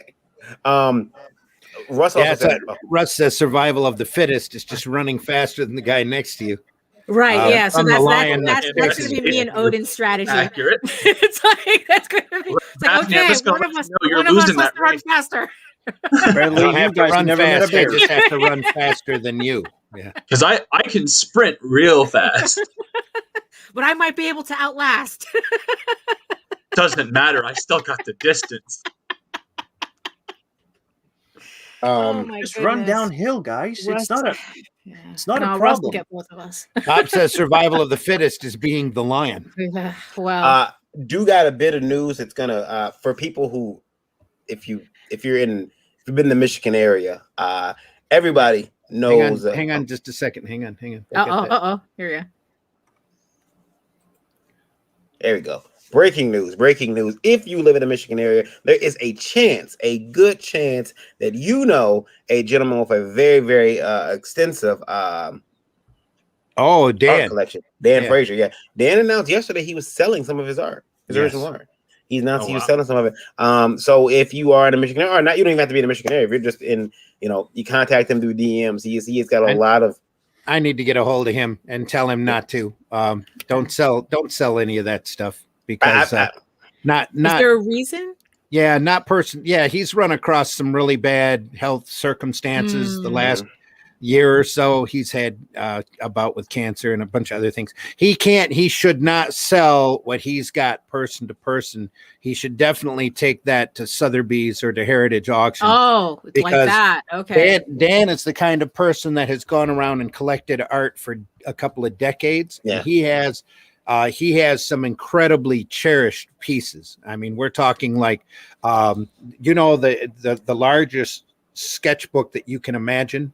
The big Strathmore, huge sketchbooks of George Perez with pictures of like the Justice League fighting the Avengers by George.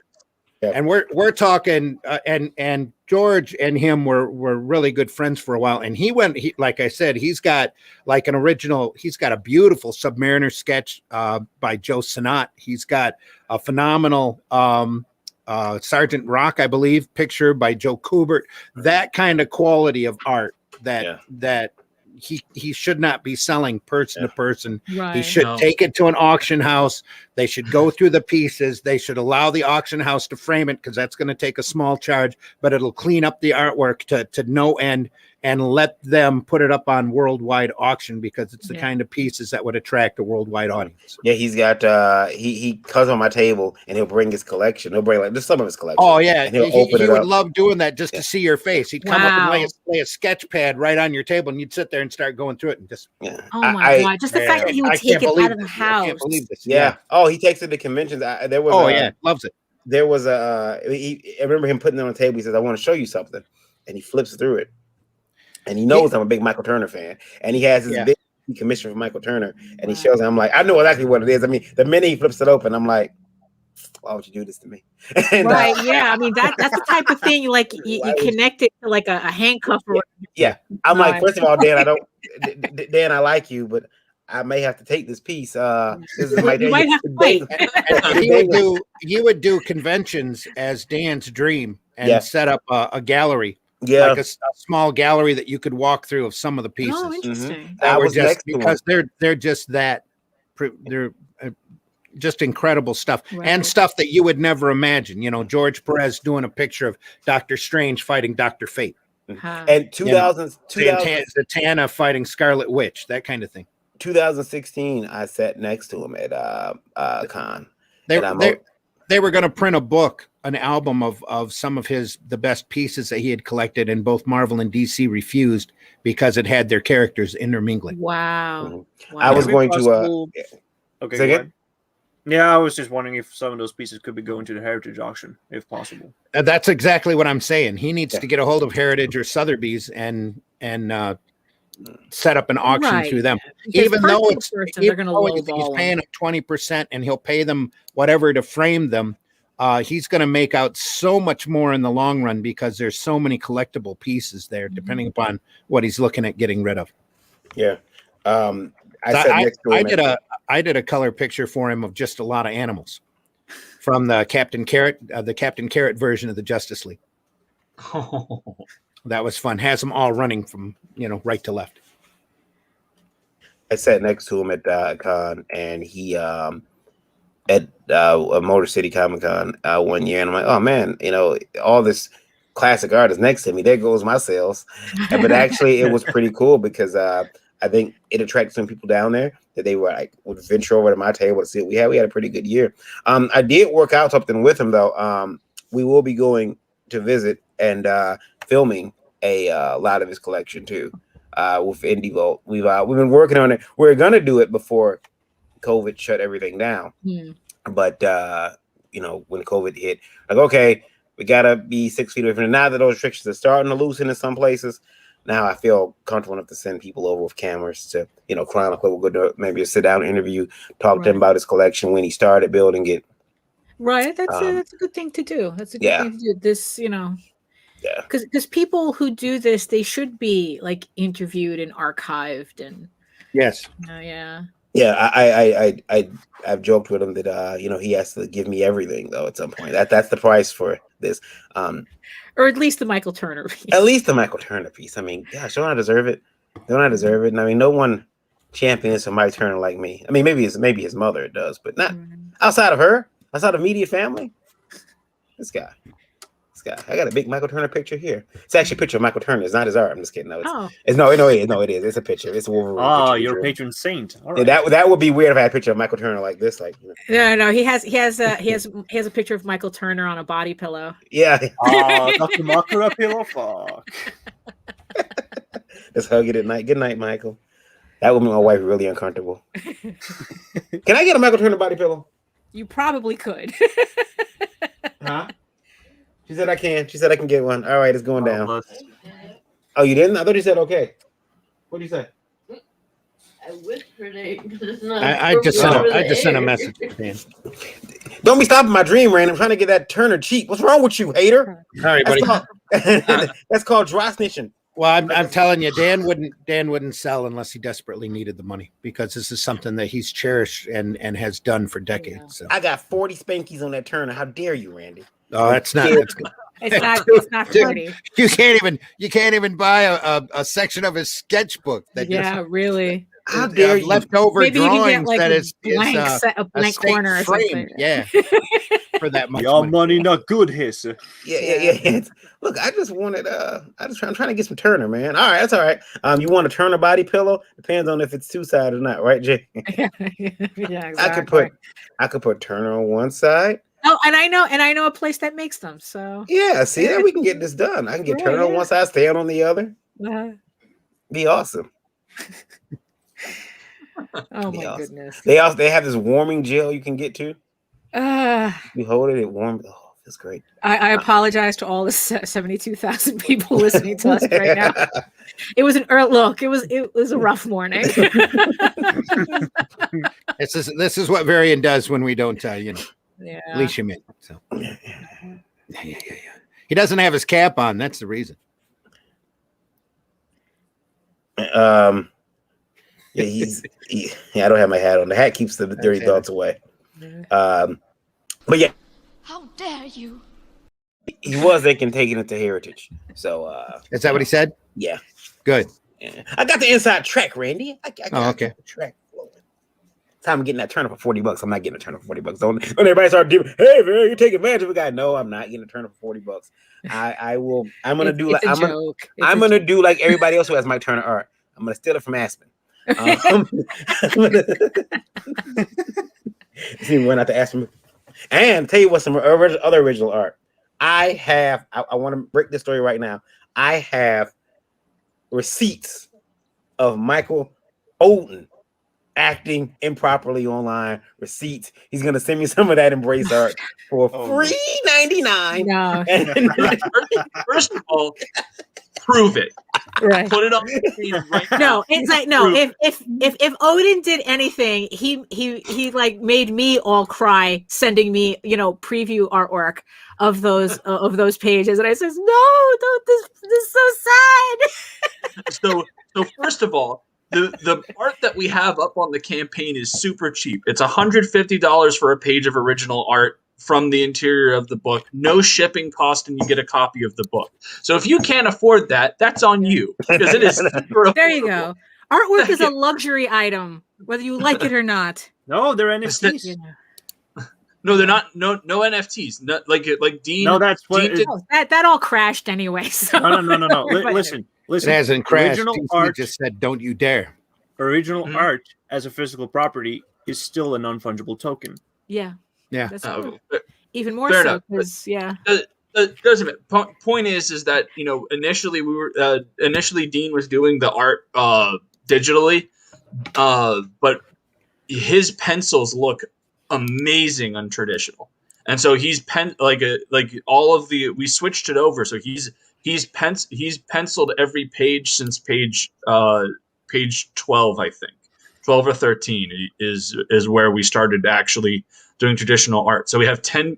We'll have 10 pages from that available for sale, and it's super affordable. We wanted to make sure that was the case, you get the most value for your buck on it. But Varian, if you want to get original art, it's there. Go on ahead. Yeah, exactly. I want to talk about you, sir, at the latest convention. The picture's kind of blurry, but I want to show everybody. Oh, Jesus. I want to show everybody. At the latest convention? Yeah, there it is right there. Explain that picture. You're acting improperly, sir. There it is right there. There it is right there. Holding a weapon. A weapon. Look at you. Okay. What does somebody want? That's how you got your latest good review for Elysian Fields, isn't it? Isn't it? Just held them at pistol point. Yep. I got the picture. I told you I keep receipts. You got my receipts from the years here when I held sword up on the stream. Oh yeah. Hey, Sugar. How you doing? Hey. The hits just keep on coming. I want you to explain yourself, Odin. Oh, this Chris O'Donnell gag. I almost forgot. That's him. Look, all he's doing is reminding everybody to back his Indiegogo for the Embrace. Okay, it's all he's doing, like a normal person. Exactly. That's all it's he's doing. called aggressive marketing. Yeah. Oh, I see. I see. Aggressive marketing. I get it. It I has get to be from Odin's NCIS Midwest auditions. You But caught me. Odin's and Zimm, and we'll have Zimm Sugar Pops represented. There you Yeah. We I do like the Embrace, and it's a book that I mean, I'm happy to see him doing so well with that one. Now I got a question for you, Michael, because I've had this situation before as a creator. I think everyone here has. When you get that new idea and you start working on it, and the old idea is sitting, or the first idea that you do still love, is kind of sitting over there in the corner, like, hey, Hello. Mm-hmm. And you feel like you're neglecting it. Have you had that between the Embrace and Elysian Fields? And I know you're working on another book. Because I've actively already finished the third script for Elysian Fields, Pages of the Dead. Like I literally have like maybe 3 or 4 pages left to do on it. Like the only reason why it's not done yet is because I've been working hard at the campaign for the Embrace, and like as anyone here knows, when you're doing campaign, it's all campaign all the time. You know. So like the only reason why that's not done yet is because I've been working on it, and there are other things that take precedence. I've got I've started doing logos for people. I do freelance writing, so like I've got like two scripts that I'm currently working on right now for different clients. And I did I finished the first script for American Bliss, which I'm doing with Dave Brink from Genuine Comics. That's going to be fantastic. Like it's one of those things where I am one of those, I've got ADD, so it's one of those things where it actually helps me out a lot when I can go work on other stuff, and then when I come back to it, all the experience that I have from the other things help me write better stories. Because I'm really proud of the Elysian Fields Pyramid Gambit story. We've gotten a lot of great response on it already. Kimasabi did a review on it, and honestly, it brought me to tears how much he liked it, because Pyramid Gambit was a tough one to get through. I had a lot of stuff going on in my personal life, and it almost broke me. And that's not an exaggeration. There was definitely a point during Pyramid Gambit where I questioned if I should even still be doing this.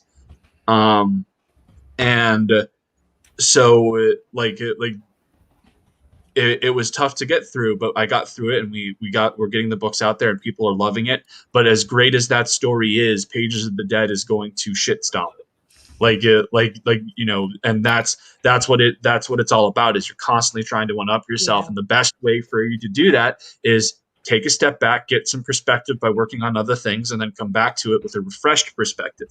And so that's what I've been doing. It's one of those nice things where I have so much stuff that I'm working on that it's kind of a cycle. I knock one thing out and move on to the next thing, get that thing done, move on to the next thing, get that thing done.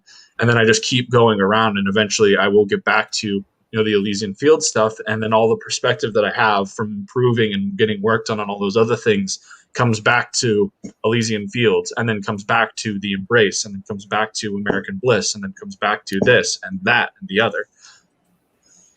I mean, one thing about the Embrace, though, I mean, because like I said, I was not joking. It's like when I said that, it's like Odin sent me some preview pages, and it's like, and knowing the story, knowing what it took to get to that point, it's like literally, it's like I was like, these pages are gonna make me cry if I keep looking at them. It's like it's like there's just you ain't seen nothing yet. There is such an emotional intensity to this project. Are you kind of like, concerned that as the series continues, that you're not going to be able to like sustain that emotion throughout the entire thing? Because it's like there's so much personally that fed into the story that it's like, is it sustainable? Well, this is one of the big reasons why I've stated right from the get-go that this is only going, like, the story of David and Clarence is limited to 10 books. Mm-hmm. Like I don't want it to exceed that. And like the other day, you know, I was driving in my car and I had my son in the back seat, and a favorite song of mine that I've always kind of wanted to use in something, because everyone uses this song and they use it fucking improperly, because when you listen to the lyrics, you're like, why on earth would you use this in this circumstance?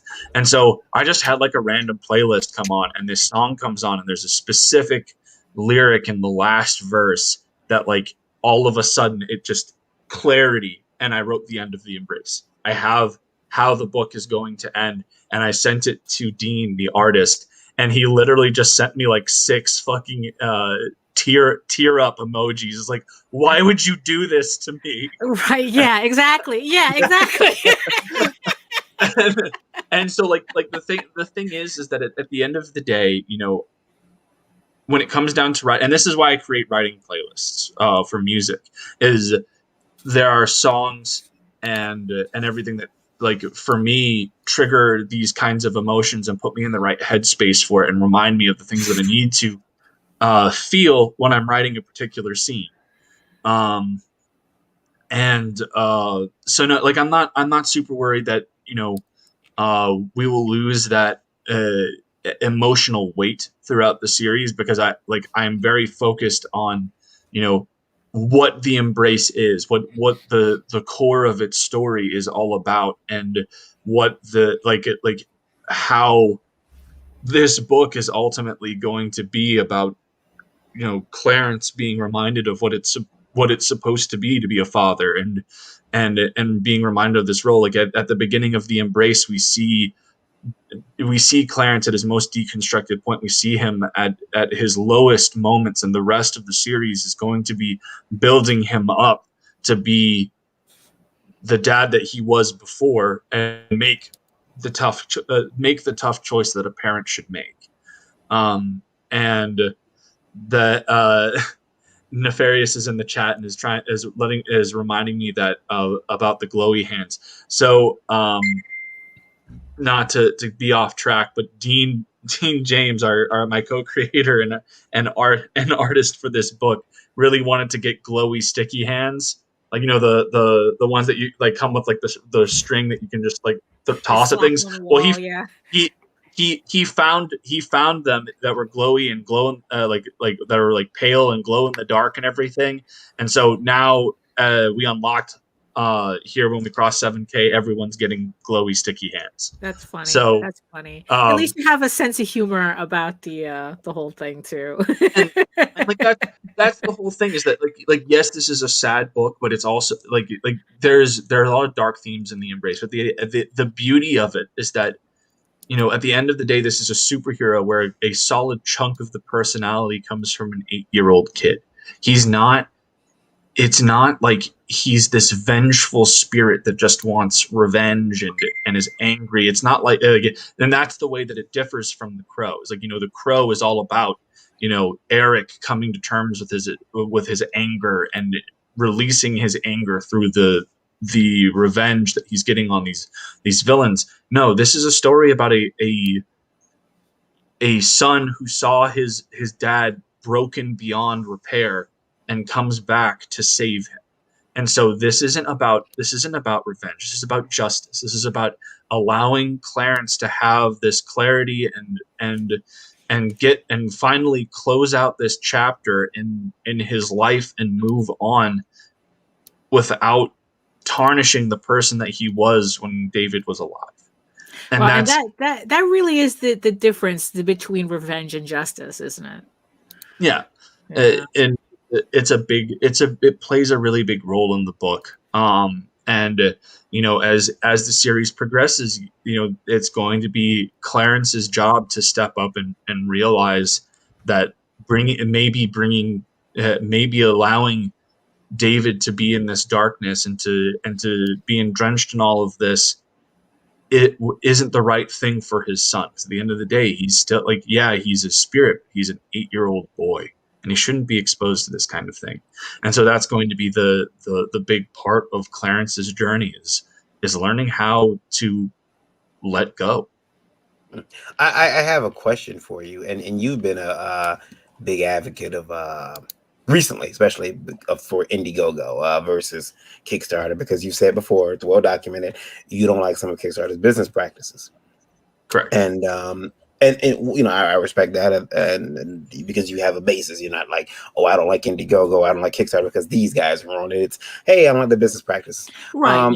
Yeah. I recently came across folks saying, you know, like, well, people, I know that there was a post a couple days ago that said people are saying they're not getting their books from Indiegogo campaigns versus Kickstarters. Not Indiegogo's problem. Yeah. That's a creator problem, and I don't think it's. I know someone could say. I know a person could say, "Well, why are all these people going over to Indiegogo?" And here's the thing, though. I think one of the for most creators, there's this fear that, okay, Indiegogo takes the money then and there. It's gone. It's done. Kickstarter does not. Kickstarter's it's the campaign closes, then you get charged. So a lot of people like it happened to Randy. There's a guy that goes around. I think everyone knows his name. I can't remember his name at this moment, but he'll back a campaign. He'll put you over something, and then he'll take the money back. Yes. No, and I've seen people like that. I've seen that too. And that type of thing sucks to have that happening. And, you know, it's like, I don't understand what they get out of that. Like, I don't know if it's a prank, if they think they're doing you a favor. I mean, I don't know. It's pretty vindictive shit is what it is. It's literally, like, and that's all it comes down to, is that there are just some people out there that they take joy in ripping shit away from others. Well, someone reached out to him and they said he told them, "Oh, I just want to help you make your stretch goal." It's like, that's not helping me. Yeah, that's not helping. But at the end of the day, you didn't help them reach their stretch goal, because what you did was you made it appear that you reached your stretch goal, and then you pulled your funds away before it was able to charge that. And this is another reason why I prefer the Indiegogo platform, is there's an immediate consequence. You back, it takes the money out of your account, right? There is no, oh, well, I have 2 weeks to make sure the money is there. I have X amount of time to make sure the money is there. No, it's immediate. There is action, reaction. Well, he bought on here. It was on Revolt. It was an Indiegogo campaign. He bought in and pulled it immediately. Yeah, that makes no sense. But and it's not like he spent a lot of money and he didn't put us remotely over the goal. It was before the goal happened. Yeah, it's like, the thing is, like, in the end, it's like, I guess, like, the only way to kind of counter these people is just to have enough actual fans that are going to back you that it's irrelevant. But technically I do like the Indiegogo model better for that, because it's like, when I pay for a book, I just want to pay for it and be done with it. I don't want to, it's like, find out like 30 days later, it's like, now I'm getting charged. It's like, well, to go back to what Randy was saying, is like, that guy pulled his pledge from Indiegogo. That's stupid. You know why? It's going to take at least a day or two for those funds to come back. If you couldn't afford to actually do that, you just spent what money you had on something on Indiegogo, and now you don't have enough to take care of yourself for a day or two. Yeah. Don't be done. And that's why you don't see that stuff as much over on Indiegogo, because they like action, consequence. Right. Yeah. Exactly. Purchased. Now that money is gone. Like, that money has been put towards this campaign. And it's just frustrating, and like this is my whole thing. And we had this mention of people not getting their books on Indiegogo, and at the end of the day, it comes down to this: Indiegogo, Kickstarter, they're all just third party platforms for us to create the ability for transfer of transaction, right? And so at the end of the day, all they are doing is facilitating our need for a business place. All right. That's what they're doing, is they're creating a crypto business place where we can trade funds for product. At the end of the day, the moment that transaction has taken place, both Indiegogo and Kickstarter have fulfilled their roles. Mm-hmm. It is up to the individual creator to then fulfill their end of the bargain. And if you are going to continue to reward that creator with funds when they haven't delivered a product, whose fault is that? Yeah. Mm-hmm. yours. Stop giving money to people that don't fulfill on their timeline. You know, or at the very least, if they're behind on their timeline, aren't communicating. Right. You've had books that have been overdue for a year or so, and the creators don't communicate. And yet these creators are still doing other campaigns where they're clearing 5 figures and stuff. It's like, I don't care how great a book looks. If you have a book that's over a year overdue, guess what you're not getting from me? My fucking money. Yeah, it's that simple. It's that simple. And so it's like, it's very infuriating for me, because there have been people that, like, when I have gone on to promote the Embrace on other channels and everything, there have been people that'll come on and begin this anti-Indiegogo bashing spree about, oh, every book that I've backed. It's like, you aren't hurting Indiegogo, because Indiegogo is going to be getting a fucking check. No, is going to be cashing a check off of what I make regardless. Mm-hmm.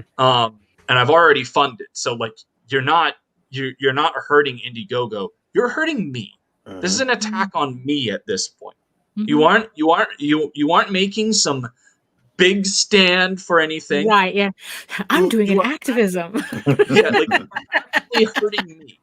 You know, yeah. By trying to dissuade people from backing on this platform, even though I fulfilled all of my books. Yeah. My first book I fulfilled 3 months early. In the long run, to the educated people, they're actually hurting themselves, because they're looking like the imbecile for choosing one platform or choosing not to buy in on a product because of one platform or another. Right. And also their fault. It's their easy. stupidity, and a lot of people will realize that once they get themselves educated. Right. And also, it's easy to look up previous campaigns and see whether people are complaining whether stuff is being fulfilled or not. Mm-hmm. So it's not like, you know, it's like, okay, oh, every campaign that I support on Indiegogo hasn't fulfilled. Really? Who are you choosing? Who are you just blindly, you know, putting your money towards without looking up anything? I was going to point that out, Daphne, and that people really need to check themselves when it comes to like this whole payment process bullshit. Yeah, they tend to forget that it's supposed to be backing something. They're not buying anything. Right. Bingo. You have invested in a product, and the other thing that I wanted to bring up is like for instance, I am at a point where I don't try and go out there and do as much stuff on Kickstarter, and I've made my reasons for that very well known. But even still, if Daphne had a Kickstarter, you want to know what I'm going to do? Which I'm going to promote the shit out of it. Which I do. Yeah, I know. I'll share the links around. I'll do what I can, and then if I'm able to financially back it, you want to know what I'm going to do? I'm going to hit up Daphne personally, be like, hey, can I PayPal you for it? Right, exactly. Which is because everyone's welcome to do as well.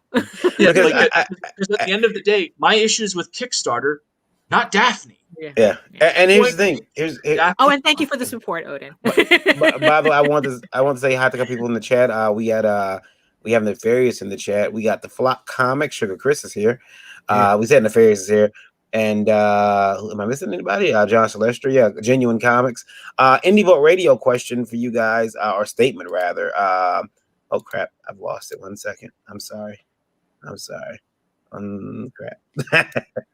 This is live radio, folks. This is why. Okay, there it is. All right, and this one here is from Alec, Aleka.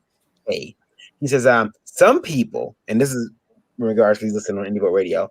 Some people, and not all, but a few nefarious ones, prefer Kickstarter because it's easy to manipulate. One could make themselves look much more successful by placing ghost pledges that fail only on the campaign owner's end, while viewers and customers are none the wiser. They use that to show how much they made, quote unquote. Hit that bell, Randy. That's actually well, you see, the funny thing is that they can do that, but also at the same time, you can also, I guess, if you really, really wanted to, I've caught a lot of campaigns doing that just by realizing that their backer numbers and their monetary numbers, and when you look, and you know, when you look at the levels, don't match.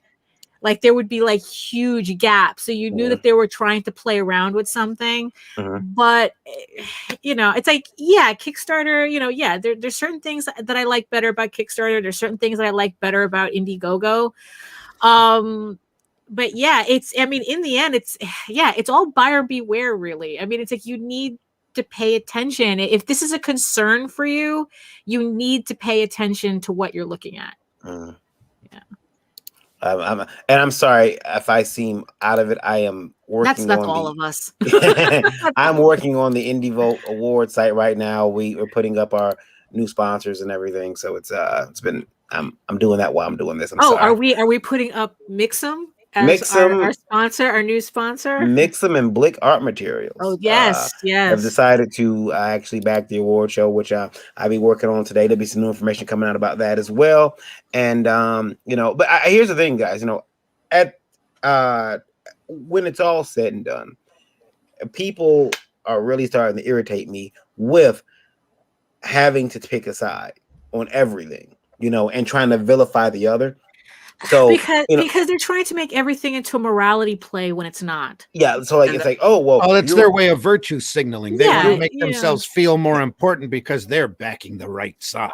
Right. It's like, so you're which is meaningless. It's like you're on Kickstarter. Straighten up, kids. We're all here to do comics. Yeah, exactly. I backed Kickstarter. I've backed Indiegogo campaigns, and I'll continue to do so. However, I am very disappointed with some of the business practices that I've heard have gone on in Kickstarter, some of which I've experienced firsthand because I know someone who got a person banned from Kickstarter because of internet shit.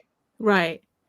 Like nothing that happened on the platform. Yeah. They brought it to Kickstarter and said, hey, look what they said. And the person said, we won't let them on Kickstarter. I got you. The same shit happened with Patreon too. When it comes to like you don't have to tell me that. Creators talking about shit. It's unacceptable, and that's my whole thing. It's like I will never, if I know you as a creator, or hell, even if I don't, and you have a quality product, or what I feel to be a quality product, I will support you. Like in one way or another.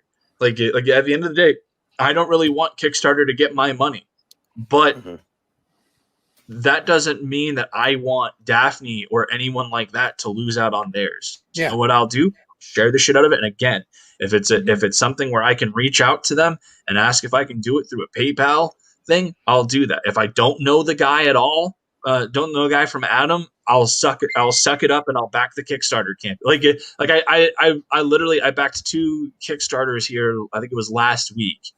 That were just like, they looked incredible. They were right up my alley, and I didn't know the guys at all, so I didn't feel comfortable just reaching out and be like, "Hey, can I get your PayPal so I can do that?"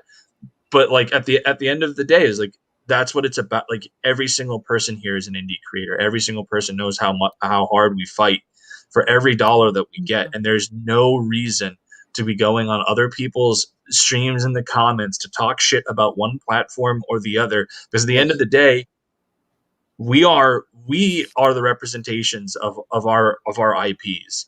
Okay, if we do not fulfill, if we do not do what we promised, that is on us, and it is not on any of these sites. Right. The only reason why I have any gripe with Kickstarter is business practices in regards to protection of independent IP. And that is my issue. It has nothing to do with any sorts of fulfillment or anything like that, because at the end of the day, if I didn't get a book from a creator, who am I holding responsible? The creator. Right. I did want to say too, Randy stepped away for a second, but again, I back on every platform. Although, like I said, I am disappointed with some of the experiences I've had with the company, not the people on it, because that's a personal issue. Hey, I paid for this guy's or this girl's book and I have not got it. And that's not the company's fault. Right. That's the person who's supposed to be sending it. And that's but Sugar Chris says the only person he talks crap about is Zimm, which is it's I mean, it's like, look, I mean, every day from the moment we wake up to the moment we go to bed, we're choosing we're making decisions about dealing with companies that are questionable at best, and we don't even and it gets to a point where we don't even think about it anymore, that these companies are just a part of our lives and we have to deal with them whether we whether we want to or not. It's like whether you're buying on Amazon, going to Walmart, buying, Nike products, or there's every company, every conglomerate is questionable. They have questionable practices. Coke hires, Coca-Cola hires death squads in Honduras to defeat labor unions. I mean, come on. There comes a point where it's like, it's not a morality issue. It's like, look, you're just, if you're, it doesn't, whether you use Indiegogo or Kickstarter, it doesn't mean you're a good person or a bad person or a bad person. It just means you're buying comics on these platforms. Okay. That's it. Just like going on Amazon doesn't mean that you're a bad person because Jeff Bezos is a weirdo. I mean, it doesn't. Jeff Bezos is Lex Luthor. Yeah. I mean, it's, he's got the suit and everything. Yeah, I mean, it's ridiculous. It's not a morality issue. And by the way, in the end, if you think of it as a morality issue, I didn't consent to being a part of it. So leave me out of it. It's really on them and their lack of education or stupidity. Well, there's also dogmatic blinders. Yeah. There's also the other problem with, again, us trying to split this industry up, trying to make these, I'm tribe. It's very tribalistic. Yeah, it's let's create a community. No, there's a key word. That's not a community. It's a tribe. It's cannibalistic tribes. No, you're giving tribe too much preference there. Yeah. That's not a community or a tribe. It's a clique or it's high school all over again. It's a cult.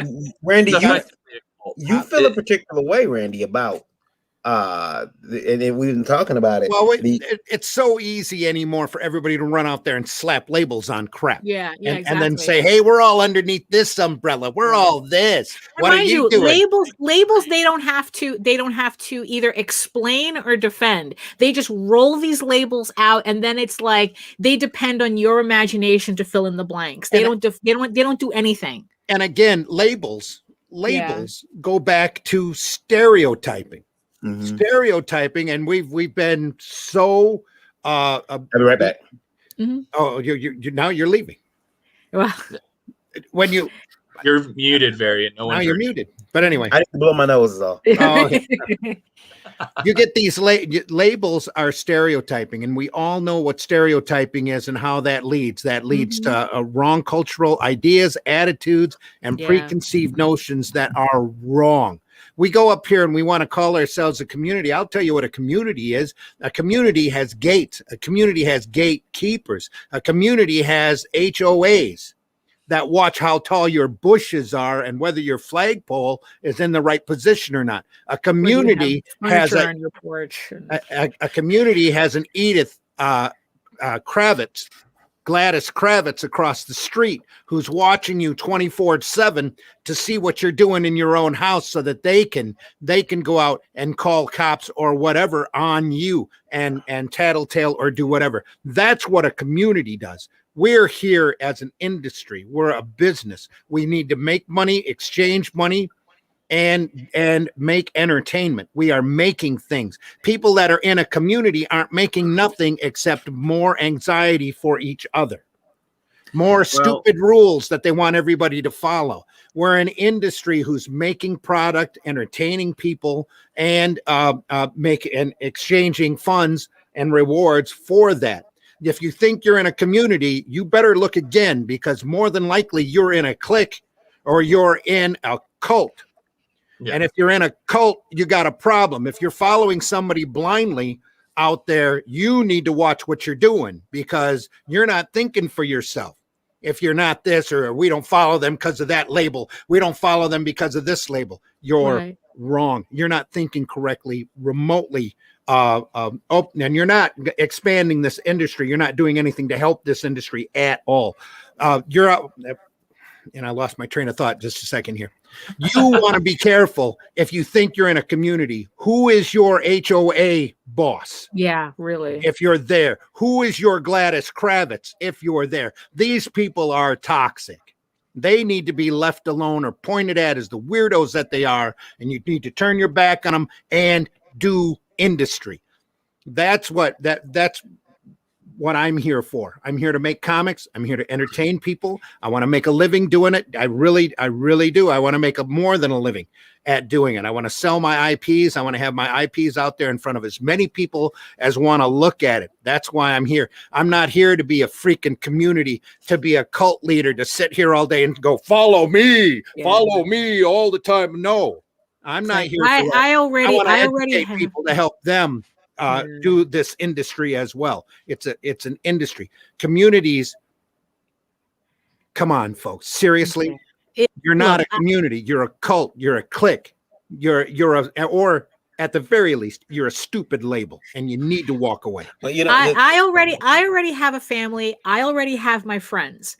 Yes. You know, it's like that's pretty much it. You know, it's I'm not saying don't have friends, don't have family. Of course you do. It's like randos coming out of nowhere demanding that I be part of something that it's like, look, I didn't invite you. Yeah. What are you here? Why are you on my get off my lawn? You know why are you in my house? what I like about the industry, what we do here on Indie Vote, what we try to do, because when I started Indie Vote, it was supposed to, and it still is. It is, for everybody. You don't look at the labels. We just, if you make good comics, I want you on the platform. Right. Yeah. And you can use this platform to spread the word about your creation, whether that's independent movies, music, whatever. But the thing is, obviously we have a focus on comics. But the thing is, I really, the other day, and even last night, as a matter of fact, I sat back and I looked around and I realized we got all new faces on the show. We bring all new faces on. Yeah, we did. Yeah. And you said, I haven't seen this person. These are all new people. Mm-hmm. And that's the way it's supposed to be, because sometimes, you look around and you can say every week, if it's the same, unless that's the format of the show. And I'm not talking, if it's the format of your show, that's fine. If you got the same people, right. But if you're constantly rotating the same, 6 or 8 people, then it's like, okay, well, you're not even expanding that bubble that you're in. Yeah. You're not even expanding it. It's just the same 8 voices. And after a while, those 8 voices that are constantly, maybe hitting like or, commenting on your work, they're going to start realizing, hey, I'm the only one here. You know what? Let me go find something else. They will. That's how people are. They are. They will eventually your fans will get tired of being the only fan. Only fan, sorry. Shout out to OnlyFans. But yeah, they'll get tired of being there with the same people. They'll, it's I need to go find, and then you get mad because they used to be my fan, but they stopped coming around. I don't fuck them. Now they're evil. They're toxic. But I mean, Randy, the thing is about the communities. It's your bucket. Your community is your bucket. I try to put a little bit. I don't know. I guess maybe I probably do breathe a little too much life into it, but I believe like this: a community. Like my neighborhood, you can belong to it just by moving in. You don't have to put anything in. Yeah. You just, because that's how fans. But here's the thing, though, as considering, relating to what is actually going on in my neighborhood, you move in. But the thing is, though, you do add to your community by taking care of your house, by keeping garbage off your lawn, and it's like, and that's you. It's like by your actions, by your own actions, you're already adding to the community. Unlike the person who owns the abandoned house 2 doors down, where it's an abandoned house. It looks like an abandoned house. There's always garbage there. It takes them forever to clean everything up. They're part of the community too, but they're making a mess. Right. Yeah. They're making a mess. But then on top of that, I have the whole thing where it's like, just because I'm part of the community doesn't mean I'm allowing everybody inside my house. But there's also this other thing. There's also this other. That's true. But there shouldn't be communities in comics. If you have a community, there really shouldn't. See, here's the thing. I mean, and this is me taking. There should be family. There should be friends. There should be associates. But it's an industry. And if you're doing business, that's its a whole separate thing. Yes. Right. You know, so I mean, if I have a community, a person can walk down my street. I assume they belong here. They're visiting, even if I've never seen them before. They're visiting. They belong here. I'm not gonna mess with them. I may say hello, how are you, and have a quick conversation, but that's it. However, when I go to work, if I see somebody walking around who does not belong there, I'm gonna tell them what do you do? Because they don't belong there. They got to go. They can't be in the factory. They can't be in the business. If they're acting up. Yeah, you know, especially if all of a sudden they're telling you can't work that way. Well, who are you? Crime watch. I'm just showing up, you know. And there's a difference between a block club and a crime watch than there is a Gladys Kravitz or an HOA owner or a HOA head that's going around with a yardstick measuring the size of your bushes. Allow me to interject now, because it comes from like a weird place. It's just like triggered my fucking fight or fright response. Okay. I'm just kidding. So I'm in a community, but it's in name. It's called the AAA community on Discord. Now, the way that the thing works is that anybody can come in.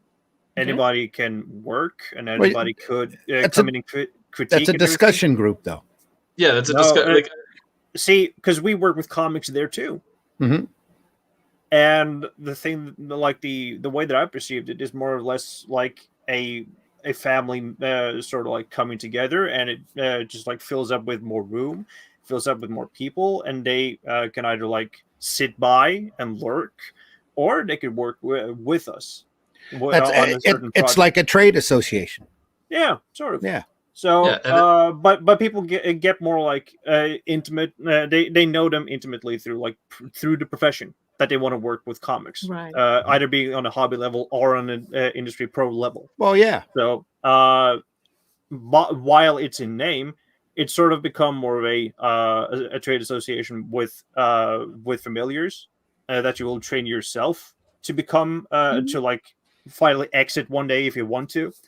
And move on, or you could just like stick around and handing out tips or handing out advices.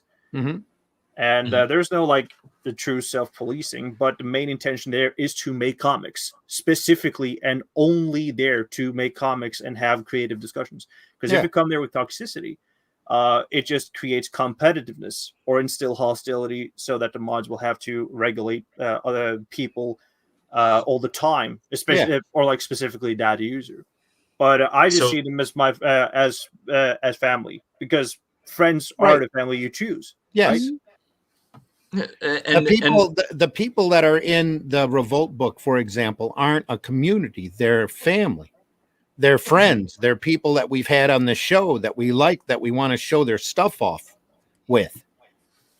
You know, that's not a community.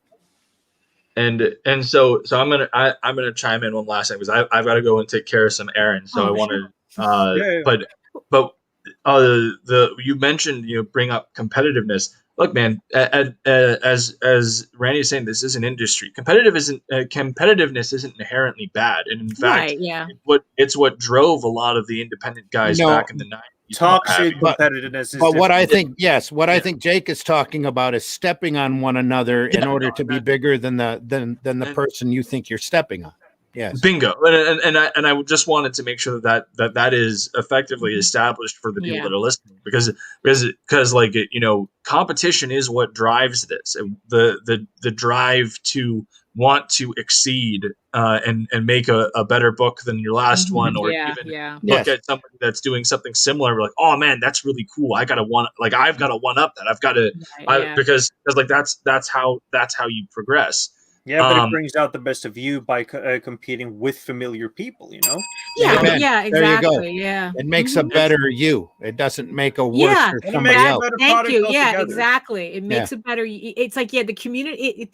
It's supposed to, being with people is supposed to make a better you. Yes. Not turn you into like a friggin' internet gremlin. And by making you better, you are raising the entire industry. Yeah, you are. Yeah, hey there. Varian. Hey, Varian. You've changed. Oh yeah. And so on the note of being the better you, I am going to be rolling out here, but I did want to make a quick announcement. So we are tracking really well on the Embrace, and so as an additional thing, as an incentive to try and get us over 10K, which is literally like I think we're below 2,500 before we hit 10K, which is outstanding. When if and when we do hit 10K, I'm going to be doing a live stream of 100 push-ups for self-improvement, because as I said, this is a book about, because one of the big themes of the book is building up this character to become a good person. And me, my own personal journey here this past year, it's been one of those things where I've been trying to get to that point. And so I don't know if Pops is still here or listening, but I will be doing a live stream doing 100 push-ups throughout the stream if and when we hit 10K. So help us cross that roll and that line, and then you'll get to see me suffer on stream for probably around 30 to 40 minutes as I knock out 100 push-ups. Okay. So Michael, tell everybody where they can find you. You can find me on Twitter at ElysianFields_0. You can find Nine Realms Publishing on Facebook. The Embrace is currently live on Indiegogo. The first 30 days have wrapped up. We are at $7,583 dollars on that, and we have 23 days left, I believe, is what I last saw. Yeah. And so yeah, help us keep pushing forward. And we're on track to clear that 5-figure, which is a first in Nine Realms Publishing history. And and there are 2 Varians on screen. It's great. Yeah, exactly. Yeah, I know, right? All right, Michael, you take care. All right, take care. That's the Embrace on Indiegogo for all of our radio audiences. Do go over there and check that out. It is well worth your time. And like Michael said, he's hoping for a 5-figure campaign when this is all said and done. And if you've looked at the Embrace, if you've seen the quality of the Embrace, you'll realize that it deserves a 5-figure backing and more. So go over there and take a look. Some of the best, very best alternative comics that you can get out there are the ones that have a personal statement or that have an opinion. Really. And this is definitely one of them. You can tell that it's coming from Michael's heart. If you know Michael or Michael's situation at all, he has taken the problems that he's had and the tribulations he's suffered the last year or so, and it's turning them into a creative art form. And that's really one of the great things about this this field that we're in. Jake, tell folks how they can get a hold of you. Oh, they can find me on Twitter. Funnily enough, everybody hates Twitter for some reason, but I really revel in it. We're all there, but I just don't use it very much. It's so easy to sound bitter on Twitter. Bitter Twitter. It is. Yeah. You can find me with the @handle big capital J, big capital T, and it's written V, not W. Esther. So it's Twister. ISTER. Yeah. And you could and if you could be so kind and share the screen for a moment. Ken, if you have something up there. There we go. No. I need to select screens. I forgot that I had the funny thing plugged in. There we are. 9 Volt Comics #3 available on Lulu. Yes, that's LULU. We've never had. We haven't had very much stuff offered through Lulu. So, but it is over there. So, if you're interested in cosmic thrills and fantastic chills in a futuristic setting with magical mystery, Cosmic Unknown Anthology out now on Lulu.com for $6.74. 120 pages in black and white with 9 stories, including one from myself. And yeah, cool. You're in a lot of 120 pages, man. Yeah. A lot of them. Well, I like how no one even messaged me. Let me know my site. I had been commandeered. My section here. No one messaged me at all. Funny thing is, I had to crank out that comic for the anthology in less than 2 weeks because I was working so long on the Indie Vault Revolts that I totally crunched the last one. And it came out semi okay, sort of. Sort of, kind of. let's just say the stamp tool, the clone stamp tool, was a little bit popular. Whatever you need to do. Yes. You know? Cut it's all tools. You got to do what you got to do. Yeah. Were we saying goodbyes? Yes, Yeah, Daphne, let folks know how they can find you. Sure, you can find me at egoworks.com, EGOWORKS, where that's my main portfolio site, where you can check out all my links to all my social media. You can, my Facebook, my Twitter, where you can see me act up, and also my links to other galleries as like DeviantArt and Fur Affinity, where I have a link to it's the official site of the Uncensored House of Bob collection, and also at egoworks.com you can read the first 5 issues of Ego Raven, Heir of the First Unicorn, for free, which will be issue 2 will be premiering on Kickstarter in May. And there's also a link to Tall Tales Online, TAILS, where you can read the first 20 issues of Tall Tales for free. However, it'll be a lot easier if you support the Kickstarter instead and get the first 5 issues of Tall Tales in this beautiful collected trade paperback printed by our sponsor Mixum as well. So yes, you can head over onto egoworks.com and find all my links, my galleries, and my YouTube channel. We want to point out that we are only 2 backers away from hitting 50 backers on the Indie Revolt Indiegogo campaign. And once we hit 50, Daphne is doing a print of the art piece that she did of Mischievous, who is a character that is in Revolt, hasn't been around for a couple decades, but was part of Tales from the Aniverse from Arrow Comics 1.0 and Massive Comics. So you really want to not just buy that book, you want to be a backer and get that print. There is, let's see, we got it right down here. Mischievous is right on cover set 1, along with Russ Leach's Only Death Can Save Us. Varian, let folks know how to get a hold of you. Well, you can't get a hold of me in any of those covers. That's not our fault. That's your fault. I'm Varian Grant. You can find me on Twitter at KYD_V. My personal website is whenweriot.com. Lastcallcomics.com. It's Last Call Comics, my publishing company, as well as IndieVolt. Check out the IndieVolt Awards. I'm going to do some updates today, let people know what's going on. We are moving forward, and it's going to happen September 18th. For that, I think we have an ad for it. Right? You want to play it? We're going to play it. Hang on.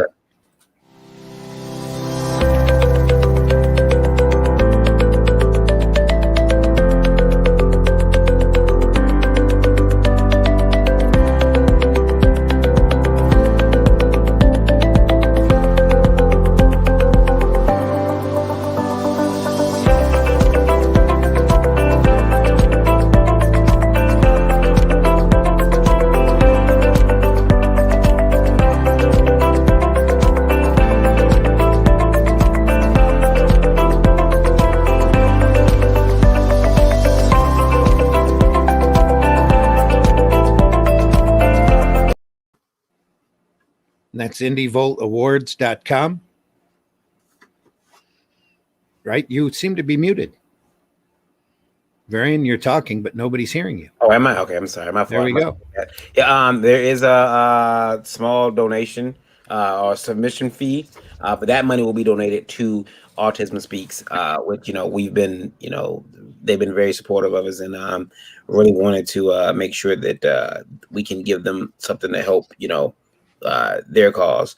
So it's $5 per title, $1 per category until April 30th, which then it goes up $1. So it'll be $5 per title, $2 per category.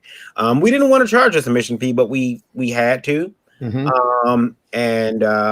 So as a sop to our feelings, we were able to get that money away. And this is a judged event. Yep. It's not a popularity contest, except for one award will be given away by the fans. Mm-hmm. And it's really our intention with the awards to raise awareness of the alternative and the independent, or the quality of the independent and alternative market. Mm-hmm. That's going to be at Dave & Buster's. We're going to be streaming that live on September 18th. It's going to be a real event. Tickets are on sale. Yeah, tickets will be on sale very shortly. Will be on sale shortly. Yep, I'm just waiting to find out. I'm gonna have a meeting with them very soon to find out when we can put those tickets on sale. There'll be a limited number of tickets, obviously, because of restrictions, but tickets will be made available first to the people who are not nominated, so they can bring, family, friends. That'll be limited as well. But then we'll make them available to the general public who want to come and see the event. It's gonna be a good time. We're feeding everybody. Everyone's getting fed. No one's gonna go home hungry. And also keep in mind that we're here in Michigan where the event is taking place, and our situation is very volatile when it comes to the bug.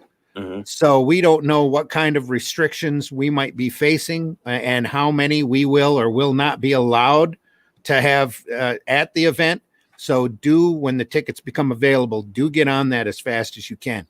Yeah, it's gonna be one of those things where you'd want to do it as fast as you can, and also remember that some tickets if restrictions totally lift, which I doubt they will, we'll sell more tickets. But so don't get discouraged if you just see a couple dozen tickets out there first. The more tickets may become available. Right now, the state is under 50% capacity, but that may very well change because our numbers are going up and our governor is really into restricting.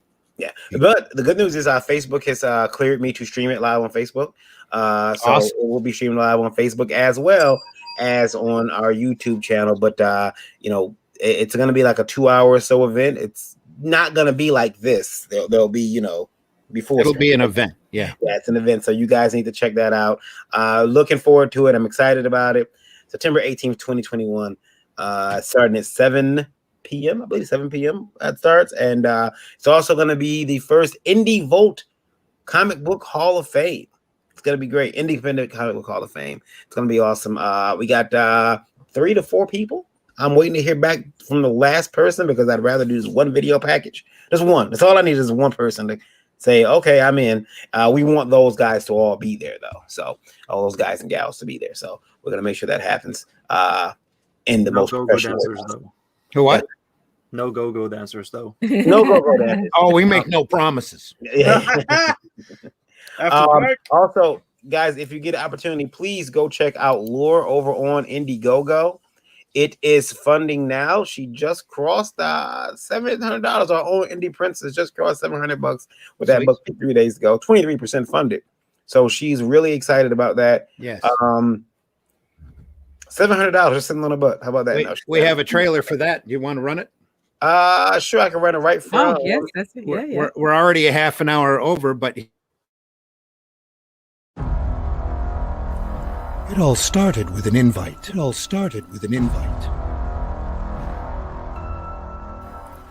Then you wake up in a cage. You would never expect what happens next. You would never expect what happens next. Who lives? Who dies?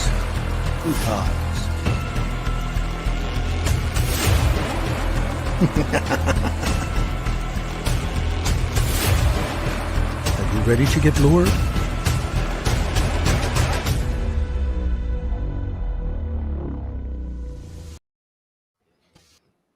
Well done. And yes, I was hearing it twice for some reason. It's weird. Yeah, because you were running it and I was running it at the same time. Oh, okay, all right. The trailer was. I stopped your feed it after. It added a weird effect to it, so it wasn't that. It was all good. Chamber. Get lured. Yeah. So check out Laura on Indiegogo from the Indie Princess. She's gonna be dropping a new cover today too. Very nice. New cover, so pay attention. Yeah. Before we leave, we also want to point out Liberty Entertainment Distribution, www.ledg.us. Publishers, if you want to have an alternative or independent distributor, you want to get a hold of us or get a hold of Liberty and get on their list. Retailers, if you want good, independent, and alternative product with no risk to you, you might want to look at the Liberty. What do you call it? A Liberty guarantee? Liberty Pledge. Liberty Pledge. Yeah. which is awesome because it's the word LEDG is also hitting the pledge. It's awesome. But yeah, it's LEDG.us. The Liberty Pledge is it definitely takes a lot of the risk out of carrying comics. And you really want to look at this, everybody, publishers and retailers, because it is picking up steam, and it is going to literally be steamrolling towards the end of the year. You are going to be very sorry if you're not up and part of Liberty distribution. Yeah, I'm gonna do a stream later on my personal channel, complaining to everyone about everything I'm doing. Yeah. Well, Arrow Comics will be distributed through Liberty. We're looking forward to it. We're going to be putting out product for the direct market starting in August of this year, and we're hoping that Liberty has a large group of retailers willing to take on that kind of product. So, yeah, it's going to be a very busy time. I'm already it's hot. Is there anything else that you need to promote? No, that's it. I think that I got everything. Make sure you download Indie Radio on Google Play. Tune in and stream it on iPhone. Thank you for tuning in. 81402. Thank you very much. 81402. We love each and every one of you. That rhymes. Roku, IndieVolt TV, independent content, independent streaming network. We got movies. We got some music videos, some long form IndieVolt live, just like this one. When they say we can't put it on YouTube, we put it up there. And some original content coming very soon. I really, really, really want to announce one series, but I'm waiting for one person to tell me they're in. And once they tell me they're in, once that person has been, I do, what you guys don't know is I do a lot. I do a lot. Like when I'm not on camera, I'm glued to my phone when I'm doing business. Texting, making deals happen. I'm a businessman. I got to make literally glued. Ted Turner. Pretty embarrassing. Yeah. Ted Turner. And so much the fact that I'm making more people, I'm making people in my company more powerful than me. It's weird. There you go. Yeah. That's what you call delegating authority. Yeah, exactly. Right. They're gonna delegate my ass right out the door. IndieVolt Live at IndieVolt.com. Include IndieVolt Live in the subject, and please keep his email to 90 words or less. I'll put them on a little card and we'll read your question and or statement or a little smarmy ass comment. And remember, folks, we're really here to educate you as well as to have fun and entertain you. So feel free to send us a question. No question too big, no question too small. And remember, please, that as soon as I find that card here, where'd it go? There we are. Our feedback will be better because of your setback. Hashtag get an education. Hashtag IndieVolt. Now we're going to be back. I'm going to be back on Sunday morning. Daphne will be with me, hopefully, and we'll be doing an episode of the Sunday Funnies at 9 a.m.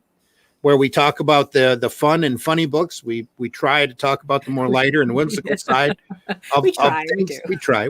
Sometimes it gets crazy. Sometimes it gets darkly serious. But you never know where the conversation's going to go. I have no idea who's going to be on this program, but it'll be other than Daphne and myself. But it'll be good. So join us for that. We'll be back again Tuesday nights for the Livewire program that is here on IndieVolt. Varian and I will be there as well as other guests, maybe Eric Hodson. Eric Hodson and Varian also do a show on Monday nights that talk about digital comics called It Came From Webtoons. And that's Monday nights at 9 p.m. So, and then Wednesday nights at 9 p.m. as well, the Indie Princess, Daphne, and whoever else that we can get there. Also do a show called Geekgasm where they talk about geekery from a female perspective. So make sure you tune in for that as well. Anything else? That's it. No, just buy independent comics, especially ours. Buy independent comics. That's your hosts have been Varian Grant and I've been Randy Zimmerman. All this whole program, mentor Randy Zimm, and And I want to invite you to, you can always get a hold of me on Facebook under Randy Zimmerman. You can get a hold of the Arrow Comics 4.0 page over on Facebook. Please go over there and like that and look for that. We're putting up new artwork. Sometimes it's 4 or 5 pieces a day. So go over there and take a look. This is all stuff that we plan on doing and coming out with towards the latter part of 2021. There's also an Arrow Comics 4.0 channel over on YouTube. where we're running videos, and I'll swear I'll throw some new content up there as soon as I'm done with this current commercial job that I'm in the middle of. And other than that, I think that that has us covered. Looking in the chat, everybody says great show. Thanks for coming. That's Thank Jake you. right there. We Pop couldn't do says- it without you. Well, we probably could, but it's more fun with you guys in the chat. So Peace all, hope to be there. Pops does CromCon coming up on the 24th and 25th. Yep. Oh, Echo. Anyway, it that was made, yeah. it made the man extra creepy. Yes, it did. It did actually. It did. Thank you very much. I still can't get over that it's your voice. It's great. Sorry, I'm still choked up over Old Yeller. Ah. I'm sorry, Ninja. So we mentioned that I think 2 shows ago, and he's still choked up. In the meantime, folks, we wish you nothing but the best. Stay healthy, keep reading comics, and share those comics out to other people. Exactly. Don't be afraid to give them away as gifts or birthday gifts. You got a nephew or a niece that's having a birthday, give them a graphic novel for fun. On our way out the door, we want to remind you of the immortal words of Mr. Jack Kirby, who says, "Kid, comics will break your heart." Yes. And again, we wish you the best. Any parting words, Varian? Nothing. Did we cover it all? Yeah. We covered it. All right, folks, until next time, Sunday Funnies, 9 a.m., then Livewire, Tuesday nights, 9 p.m. We shall see you then, unless there's breaking news. Is there new? Oh, there was breaking news, and I didn't mention it. Well, they had a 8.5, I believe. CGC graded 8.5 Action Comics #1. Ooh. Okay. On auction that moved for 3.2, 3.25 million. Well, Set a new record. Action Comics #1. That's what actual rarity will do. You should also announce that I bought it. Well, you're the trust fund kid anyway. Trust fund kid. Right, yeah, really. Not fast boys. Wasn't going to mention that, but that's okay. Yeah. Holler at me for.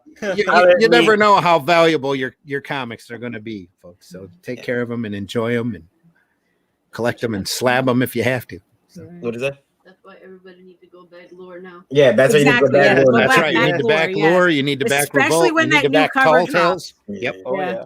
Also, holler at me if you're looking to sell your publishing. You need to back 9 Volt over on Lulu.com. The Embrace on Indiegogo. The Embrace on Indiegogo. Yep. Tall Tales over on Kickstarter. Thank you. Yep. As well as Indie Volt Revolt over on Indiegogo. Busy making the comics for you. 2 backers away. Now we have 48 backers. Deeply appreciate you all. Thanks again for listening. Take care, everybody. Bye. Ciao. Bye. Bye. Bye.